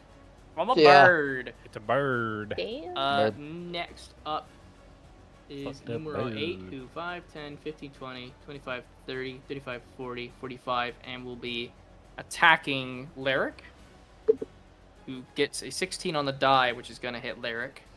But Lyric will take an additional 4 piercing damage. double His Lurk's for, like, fucking birds! as another one comes to him. Next up is Lascivious. Fuck him up. Lascivious is gonna look at the hag and he's gonna say, I imagine if you know what I am, that you might reconsider being on my bad side. And then I'm going to cast Hold Person on her, and she has disadvantage because she's frightened. Because any frightened creature has disadvantage on saving Yes. throws. Yes. No. Yeah. Disadvantage on ability checks and attack rolls, Oh, what? not saving throws. Yeah. Fuck. Do you want a Yeah. hand? Yes, please. I cast Hold Person on her. Great, she gets it too. And 2. What is your spell save DC, Michael? The spell save DC is 15. Okay, she doesn't pass. But Okay, she sweet. she was close, Yeah, even she's with close. a 2. So I cast Hold Person on her, Okay, so she is also paralyzed. and then I am going to bonus action Hunter's Mark to get Oh, another. there's so many fucking things on her. Oh wait, sorry, no, I'm not Yeah. gonna do that because that's concentration. I can't do that, so I'm not gonna do that. Right. I am just All these going to rings. I'm gonna action surge so I can make an attack on her, and I'm gonna make 2 attacks. One as Okay. a bonus action. So I'm gonna use the Shadow Daggers first. Green Flame Okay. Blade. You get advantage on it because she's paralyzed. Yeah. You get advantage on it Thank because goodness. That's gonna be a 21 to hit with the daggers. 21 does hit. Okay. And then it's an Um, auto crit. Auto right? crit. I should say it should be evened out because of the frightened condition plus the advantage from flanking and the paralysis, but we're gonna go off of it anyway for this Okay. one. That's why I had asked if it was Yeah. only on the guy. So it's gonna be this. So I'm gonna roll my sneak attack damage twice first. Okay. So first is, oh wow. 1, 2, 3, 4, 5, 6, 7, 8, 9, 10, 11, 12, 13, 14, 15, 16, 17, 18, 19, 20, 21, 22, 23, 24, 25, 26, 27, 28, 29, 30. 31 damage for the first roll. Okay. So Mind you, this is all one big DC that she has to make as a total for the damage. So I don't know if she's gonna make the saving throw regardless. what do you after your mean? damage. Oh, she's not concentrating anymore. Yeah, I don't never think mind. Yeah. she's concentrating. I forgot she still had the concentration tab on her, so. So then I'm going to roll the rest of the sneak attack damage. 1, 2, 3, 4, 5, 6, 7, 8, 9, 10, 11, 12, 13, 14, 15, 16. 16 additional sneak attack damage. I'm Okay. going to do the rest of the die. So For sure. 1, 2, 3, 4, 5, 6, 7 additional piercing damage, plus another 12 because of the damage itself, like the additional damage. Yep. And then modifiers. I'm going to roll the necrotic damage. So the sneak attack necrotic. 3, 4, 5. Oh, so 1, 2, 3, 4. So 6 necrotic damage on top of Okay. 1, 2 additional necrotic damage on top of that. And then Green Flame Blade. So.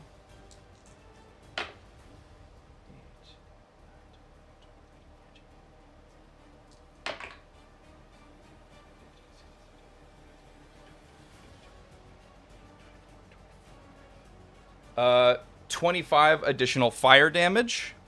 Okay. And then I'm going to bonus action hit her with the Pit Whip.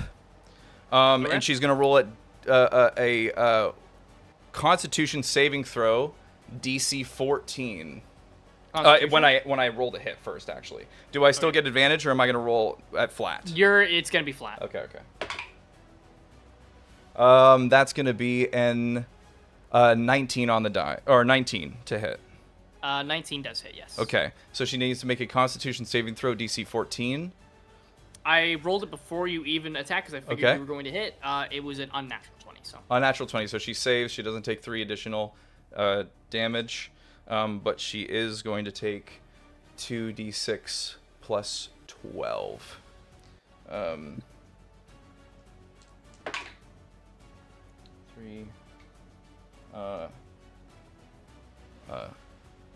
13, 14, 15. An additional 15 slashing damage. As 15 slashing? Slashing. As Lascivious fucking light, like, chains rend out of the ground as he pulls up and locks her in place, and he just does a full assault of slashes, fire, all this stuff, flames everywhere, in kind of a bit of anger because he feels like he's about to be cheated, and he's angry about that. For sure. You deal all of this damage, and you see she, like, crumbles down to, like, her knee. She looks incredibly hurt, and then another slash gets her, and she kind of crumbles down to her second knee. She tries to, like, gain some balance, and then the Pit Whip kind of holds her in place as she is in incredible pain, but she's doing decently okay. She's very damaged, but she's able to kind of keep her balance. For now. I did I do, like, at least 100 damage? Came pretty close. Okay. And then I bonus actioned already, did all that stuff. I can't use a reaction on her at all. Get rid of my action surge. That is going to be my turn, and I'm just gonna point to Michaelis, and or not even point to Michaelis. I'm just gonna nod, I guess. Okay. This Raven is going to dash and get up to Sonnet, and then we go back to the top of the order with the Hag. Bitch. The Hag's going to attempt her saving throw. Oh, on I the need to person. attempt my saving throw to not be feared. Yeah. Frightened. Still scared. And she will make her attempt to also not be frightened by Michaelis. Mm-hmm. Which, you said it was a 17? 17 of wisdom. That is going to be a... She's also hold person, so I don't know if that gives her 19. disadvantage. No. No? Saving Saving throws for... or anything. Okay. No. So she ends the frightened effect on her for passing her wisdom save. And then what was the saving throw for whole person again? Wisdom? 15 wisdom. 15 wisdom. Okay. She will also succeed just barely. Okay. She rolled real fucking low. Mm. The hag kind of like steadies herself. She hears your words, and you see she's contemplating, kind of with what you said. You can definitely see the words have kind of rattled around, but she's holding steady for now. Mm-hmm. Lascivious just looks at her and goes, "This was your choice." Is she gonna What do you move? need? If she's gonna move, then I'll tell you if she moves. she You gonna do get that. some more She sneak is attack. going to.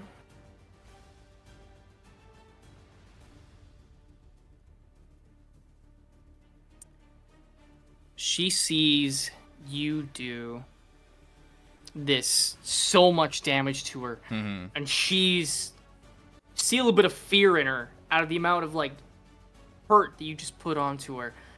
But you see, there's a little blink of an idea. Mm. I need you to make a wisdom saving throw, please, Lascivious. Okay. As she's going to cast Dominate Person. Counterspell. What level? Let's Because do she's a casting 6. it. Because she's casting it at higher. Oh, so Higher than 6? you'll have to roll to beat it. Yep, she's going to attempt to do multiple people. So what's the counterspell DC? Currently, she will need to 10 beat... plus the level, right? All right. Good. Yes. She will need to beat an 18. I need to be an 18. And what am I doing? Wisdom? You're rolling a d20 and then Just adding your D20. spellcasting modifier. Gotcha. If she doesn't, well, actually, I'll wait. I trust. All right, good. Trust in the I wizard. trust. I will say, if you do not succeed this, she is casting it on Lascivious, and she's also going to attempt to cast it onto Sonnet. No. What I do? No, I'm I meant just a nah. guy. As I in think like we're the only this ones is who've not attacked her. gonna Oh happen. no, I meant the hag raven. What did I do to the hag? Oh, I see. We're cool, you know. We're on the same only side. ones that have attacked her. That damage. Oh, I guess. I'm still waiting with bated breath. Come on, let me. Yeah. Okay. Yeah. What's the total? Are we ready? Yeah. It's a nat 20. Oh, Hey. dang. Nice. Alrighty. It's like lascivious. It's like, oh, I don't know. Imagine if I Oh, counterspell no. the counterspell. Okay, so I rolled a 15. Would that have? Actually, I won't. With the ask. counterspell, the effect just doesn't take place. Yeah. I was gonna ask The, if I would have saved, but don't say anything. Thank you. Anyway. We don't now play the game. Who can punch the hardest? Well, right now Lascivious is at 100 or so, just about. Alright, well. The hag will then... For a single attack? Yep. Well, So I technically think 2 you're hits. second place now. The hag looks at Mabel as she counterspells her attack. No! Yeah. No. As Oh, she will then yes. use her 2 attacks Mm-hmm. Oh, for her secondary ability to That's do just- 3 toxic splinters at Mabel. And Ouch. Ian, you have the Oh wait, yeah. If she makes an attack, she's making a ranged attack. Yeah, So I if can't you do. It's only disadvantage opportunity is attack there- if she moves away from me. no, Yeah, you so have the range Sentinel. attack- Yeah, I don't think doesn't Sentinel- move Sentinel away. allows you to make an attack if an enemy makes an attack within your range. I'm pretty sure, within 5 feet of you. But Or is that does it- just Mage Does it Slayer do within... I think that's Mage Hang on. Slayer. Yeah, Sentinel is when you attack, provoke creature makes an attack against you, targeted in house feet. Makes an attack against a target other. Yeah, Michaelis, you can Yeah. indeed make Within the 5 attack with feet. Sentinel. Yep. Against a And card. then- Okay, Also, I'm just doing that. Yeah. Sorry, I misread that. What? It's all good. also, she's gonna make it at Also, disadvantage, it's a- right? right. 'Cause She succeeded her fear effect. Yeah. it's not about fear though. You can't make like the reason I can make attacks with a crossbow a ranged weapon if someone's near me is because I have crossbow expert. Oh Otherwise, right. if someone's by you and you're making a melee or a ranged attack, it goes at disadvantage. Yeah. But yeah. Still, I had a predisposition that it was only like when she gave for me, but it's. So your roll to hit was... I did. Is Ian's See. internet... Yeah, It's he's for me lagging too. out. Okay. Okay. Ian, something's going on.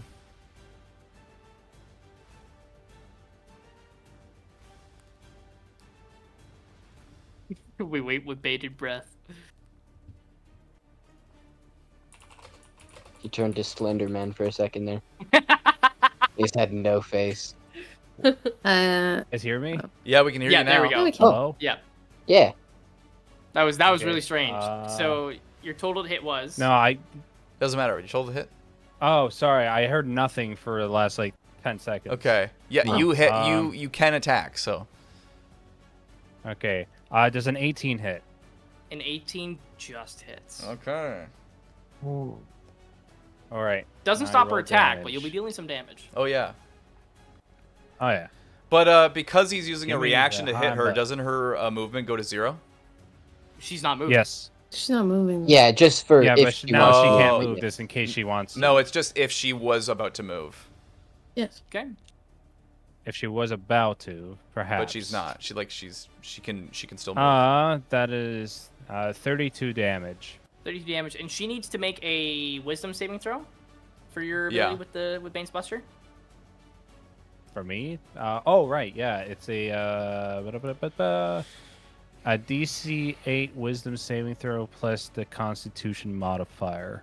So it's 13, I believe now. 13, and it's a wisdom. 8 plus 5, it's 13, yeah. She got a 12 on the die and then plus some, so she will pass. Okay, so she'll pass. So her three toxic splinters will be a 19 on the die, making it a 28 for the first one.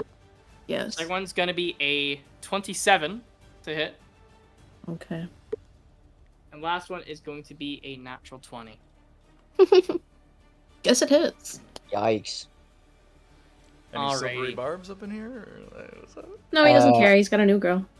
No, I You My know. turn hasn't come up yet. My turn comes next, Yeah. and then my reaction comes back. Oh, you Wait, can only I- you can't use but react. I Oh still- yeah, you're right. Yeah, it's gotta come back to your full round. So I And still plus, I have a new haven't bitch, rolled yet. so you know. Yeah, I guess so. Yeah, Ian, you did. I What are you didn't cast talking Death about? Ward on you, okay? What? I forgot about that. What are you talking about? Yeah. You rolled your attack to hit and your No, damage. it's not my turn. Oh, yet. I see what only you mean. reacted. It's a good thing It's you did a- the reaction that too, will because you be- still have your I rage. now. got 3 turns so with that you, will be. boy. Let me do the Mhm. math. Let me do the math. First attack is going to be, so that is 8 poison damage to start, Alright. and then followed by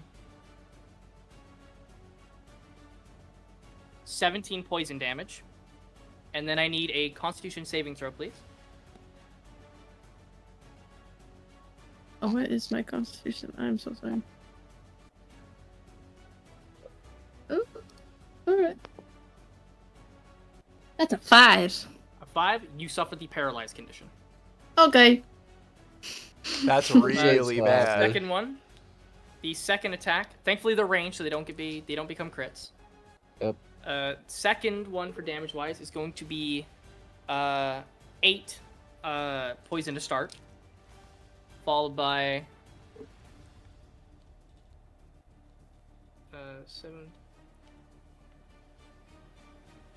25 poison damage afterwards. Okay. And then the final attack, which is the nat 20, is going to be. Oh, I'm down. Sorry. Oh, you're down? Yeah. You take. So you go down. So you go down on the last attack? Just before. Like the last So, one. The the nat second 20 hits her when she's down. Is that right, attack. Nat? Is that correct? When you said 25, I went down. Yeah, that was the 20 second attack. So that was the second attack. Okay. So after the second attack, so this one doesn't. So I have to roll some damage. Well, she just Could gets 2 potentially- automatic fails. She might But die. if it goes over her, She health might die cap, 'cause it's she'll a crit. Straight up die. Oh, right. Wait. It can I has do to, in something? order for it to kill Mabel, it has to go above half of her maximum HP Mhm. after she's down. So it will be. Y'all But just Death had Ward, to right? come along. Oh, she has Oh Death wait, Ward. no, Yes, she has Death Death Ward. Ward. She's up with Death 1. Ward. Yeah, Okay. Cool. yeah, she comes back up with 1 right now. That is just Oh, as Mabel kind of like collapses downwards. I'm as so you sorry enter about my the earlier tracks. comment. Yeah.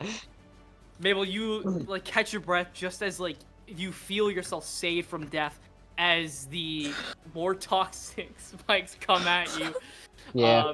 So the first bit of damage is going to be 8 to start with, then the second dice being another 8. So that's 16. So you go down, Okay. and now I have to roll double the amount of poison damage she takes. So this could still potentially kill her, as long as if it goes over half her maximum. Somebody. my god. I have no reactions. So oh my. Did you say I have no reactions as in for 20. combat? 22. Yeah. I thought you meant just like your face. I have no So that is reactions. currently we are Uh-huh. sitting at I do 26 not care. poison damage. This doesn't affect me. Okay. Just do the total, Walker. Goodness. I have to roll fucking multiple dice at once, okay? It has to go this way. 15, 21. So in total, we have. I'm bad at math. 38 poison damage in total. She's fine. She should be good. You have And just... you needed more than half? More than half. Aren't you over 80? Guys, I was 2 points away from death. Oh, dang. Ooh. God. That's Damn. fucking wild. The Hell no. Mabel currently she loses the paralyzed condition, but Mabel goes unconscious. Thanks. Oh, that's good. No, oh, she's just a limp ragdoll now. From- Great. Mm. You know, Ian, shut you the were fuck death up. warded. Everybody sees Mabel I know. like just be hit by these attacks after she casted her counterspell. She collapses, catches her breath, and then immediately just riddled with more. It's like machine gun fire. It's just boop, boop, boop, boop, boop, boop. It's like it's tearing through parts of her clothes and like embedding some of these toxic spikes like into her arms, close to her collarbone, into like her thigh, her stomach, as she's being riddled with these toxic spikes that come from the hag's fingertips. After that is Sonnet. Nice. Yikes. That's a lot to happen in a turn. Mm-hmm. What can I do for a healing? I got it. So at the beginning of my turn, I have to make a check for the For frighten, fear, yes. correct? Yes. That would be a 19 plus Oh, yeah. 3. Okay. A 19 just passes, yeah. Thank God. So I'm no longer frightened. Yeah, which means you can move closer to Mabel. Yes. You're no longer frightened. You can move however you please. Right. Oh God. I think I'm going to have to do.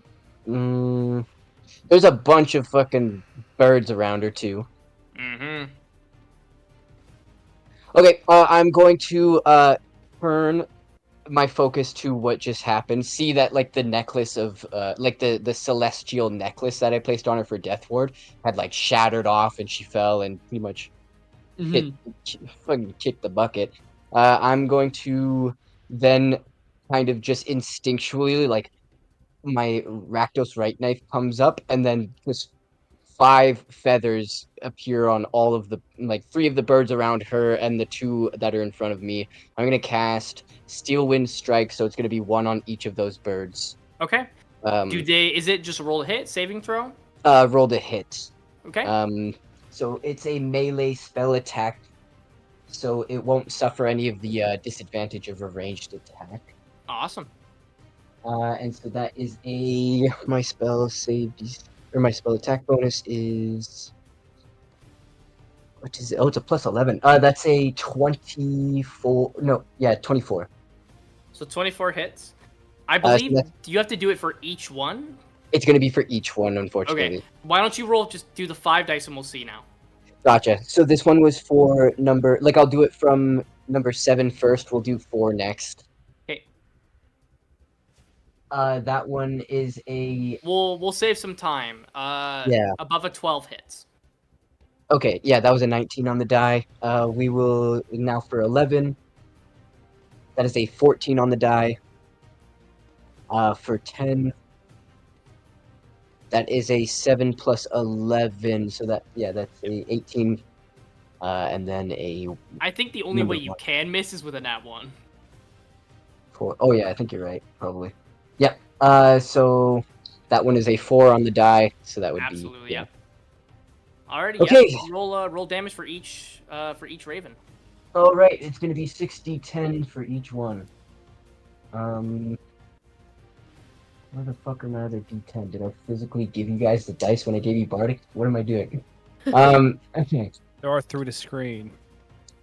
All right, so the first one is 10 plus 9 plus 5 plus 2 plus 1 plus 4. So for number 7, it's 31 force damage. Okay, for 7, yep. And then for number 4, it's going to be 6 plus 9 plus 9 plus 4 plus 4 plus 1. For number 4, it's 33. 33. Okay.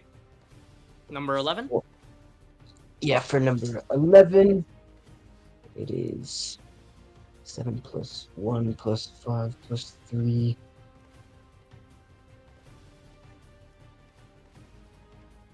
For number 11, it's 21 force. 21. Okay. And then for 10, 3 plus 3 plus 1 plus 1 plus 7 plus 1. For 10, it's 24 force damage. 24. Okay. And then for number 1. For number 1, it's 8 plus 10 plus 9 plus 5 plus 7 plus 8. For number 1, it's 47 force damage. Perfect. Okay. All of them except for Raven 11. You teleport to them and just like embed them into the ground. It's like a quick like boom, boom. It's like somebody embedding a rail spike into the ground. As the only one who doesn't die is Raven 11. Nice. And you can teleport up to 5 feet of an occupied space from any target that you hit or miss. Yeah, I'll move here. And oh, wait, no, never mind that. Oh wait, just a thing. Do they have souls? The birds? Yeah. No. Okay. Good to know. As a bonus action, I'm gonna cast Healing Word at 7th level. 7? Yeah. Cool. I'm literally just gonna call out to Silas, and then yeah, we're gonna do Healing Word at 7th level. No, you're not, because the hag's gonna counterspell. Yeah. No. Mabel's up. She can As- counterspell. No, she's not. She's not down. up. Oh right, yeah. Never mind. Sorry. Can I As you sentinel? attempt to, you feel these.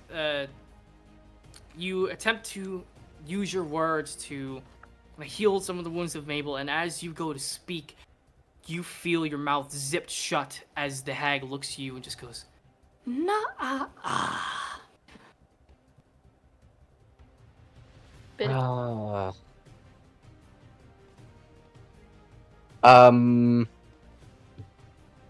Yeah, I think that's all I can do. Alrighty. After Sonnet is Michaelis. All right. It's my big game. I'm gonna hit 3 times. So, just to make sure everything's all good. Yep. Good. Why is it not showing up? Oh, there it is. Okay, sorry. I'm gonna roll all 3 of my hit dice first. We're actually gonna do one at a time because she, depending on the damage you do, she might, die. Oh, okay. First roll's 19 to hit, Okay, 19 hits. and then I'll roll the damage for it. Yes. Zeta has been trying to kill my foot this entire combat. 25 damage. Okay. Get a good slash with her. She's still standing. All right. Second attack is a 19. 19 hits, yep.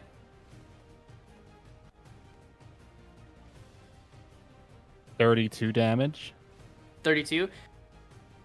She's looking really rough, but she's kind of hobbling herself together. Why won't you just die? As I swing my 3rd time. 18. Which just 18 hits. just hits, yes. Please give me good damage. 30 flat. 30 flat. You get these 3 hacks into her. One goes down and cleaves like a giant gash through her chest, like her robes kind of tear, and you see all these scars and burn marks and magical sigils kind of spread throughout her body. You get this second one and you cleave off her left arm.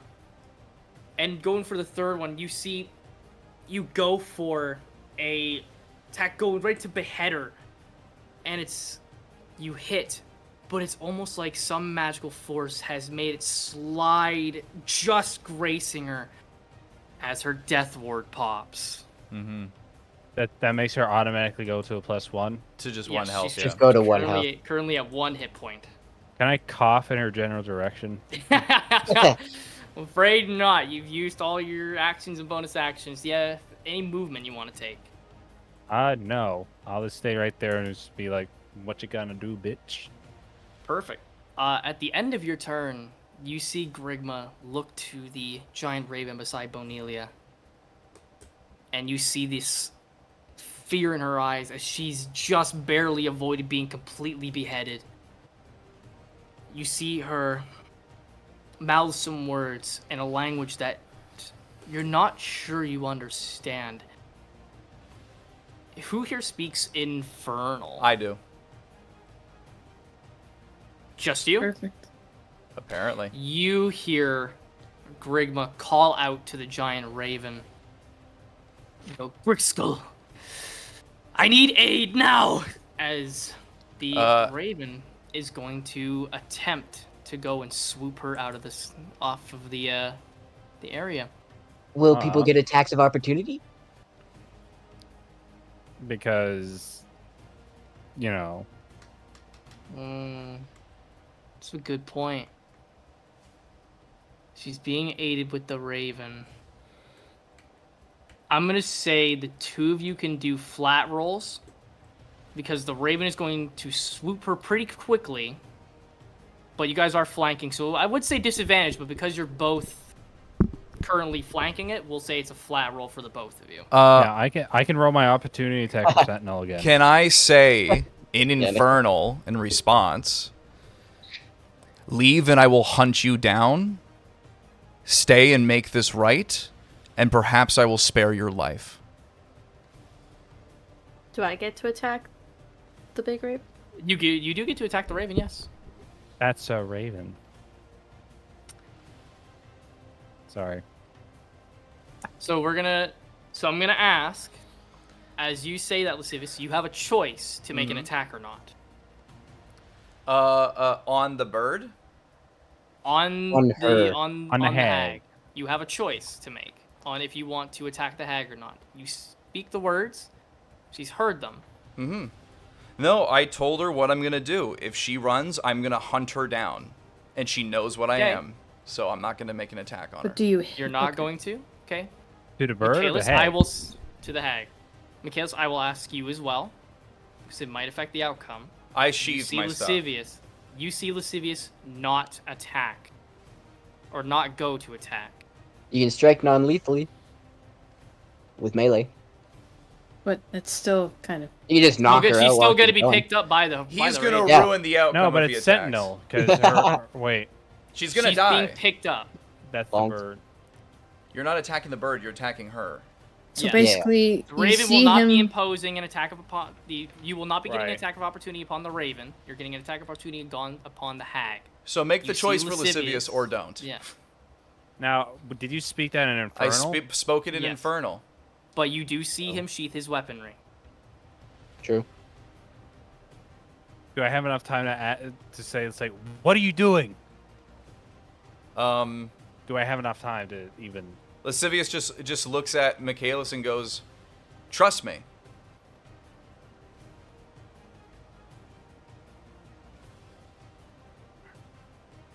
You see me about to raise my blade, but I look at you and you see me flip my blade under so I have the pommel, and I'm just gonna roll a non-lethal strike to knock the hag hag He's out. just completely Why? Okay. disregarding What's wrong what with I'm Make saying. it- non-lethal? Well, It's because he's still non-lethal. attacking. Make an attack I'm roll. still not giving lethal. her the choice. Make an attack roll. Oh, I see what you're But saying. whatever. Make an attack roll. 20, unnatural. Okay. I don't need you to roll dice. The raven swoops at Silvery the barb. hag. Oh. I'm gonna silvery barb Michaelis' attack. Okay. So I kind of, like, as I'm panicked, I kill all these fucking birds and stuff like that. I kind of, like, cue what's going on, and I just say, God damn it, just trust him! And then I'm gonna, like, a feather kind of gets thrown as if it's almost a dagger, In but between, it just hits it in the face. between the pommel and the okay, hag. so Yeah. you're gonna roll another attack roll, and you're gonna take the lower of the dice. All right. Do I roll twice or just No, once just again? the once. Just the once.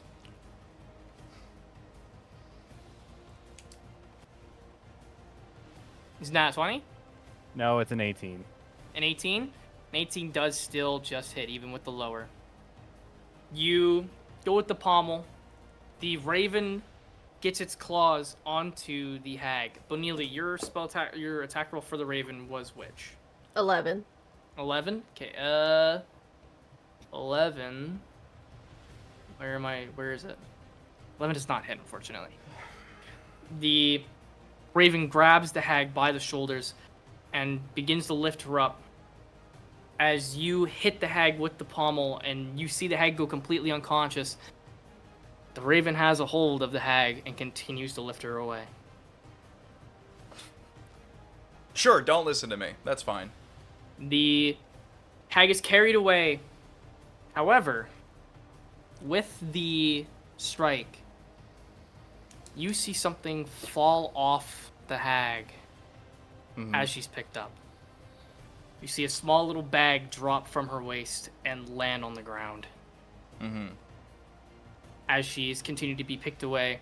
As the large raven and the hag get farther and farther away, you see the other ravens begin to slowly disperse into this muck of feathers.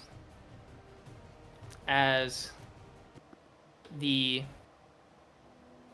So much combat music.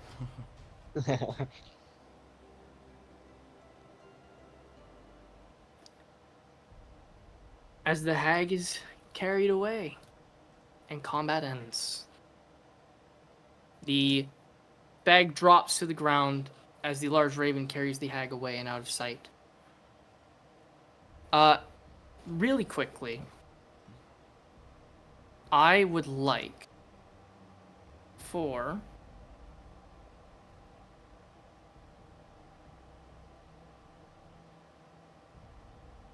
Sonnet to make a perception check, please. Can I just say before I do, can I heal Mabel right Yeah. away so she doesn't have to make a death save or anything? Yes, of course. Of Okay. course. Cool. I'm gonna mass cure wounds. We'll go at 6th level. Wait, do I even have mass cure wounds? Do I? I don't know, do you? Let me check. Yeah, I do. Yeah. So that'll be. I'll roll the healing after. Okay. You want me to do a A perception check? perception check, please. That is a 22. A 22. As the hag and the raven are being flown away, you minister your aid to everybody.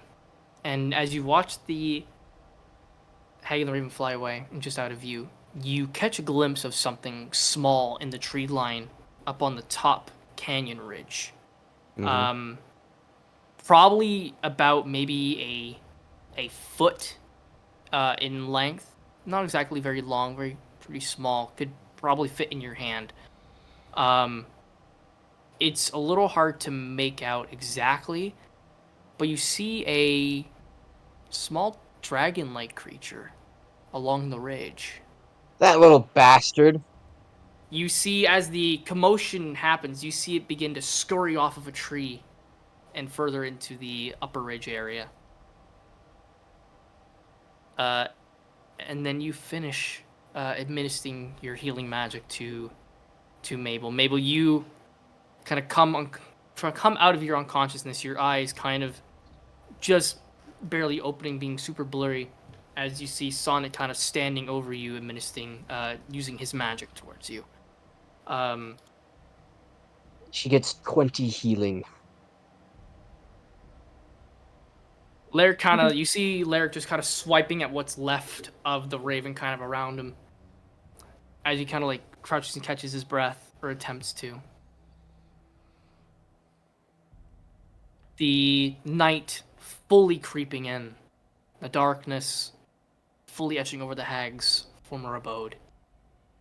Lascivious, all these emotions from Michaelis hearing you, but still acting anyway, the frustration that comes with that.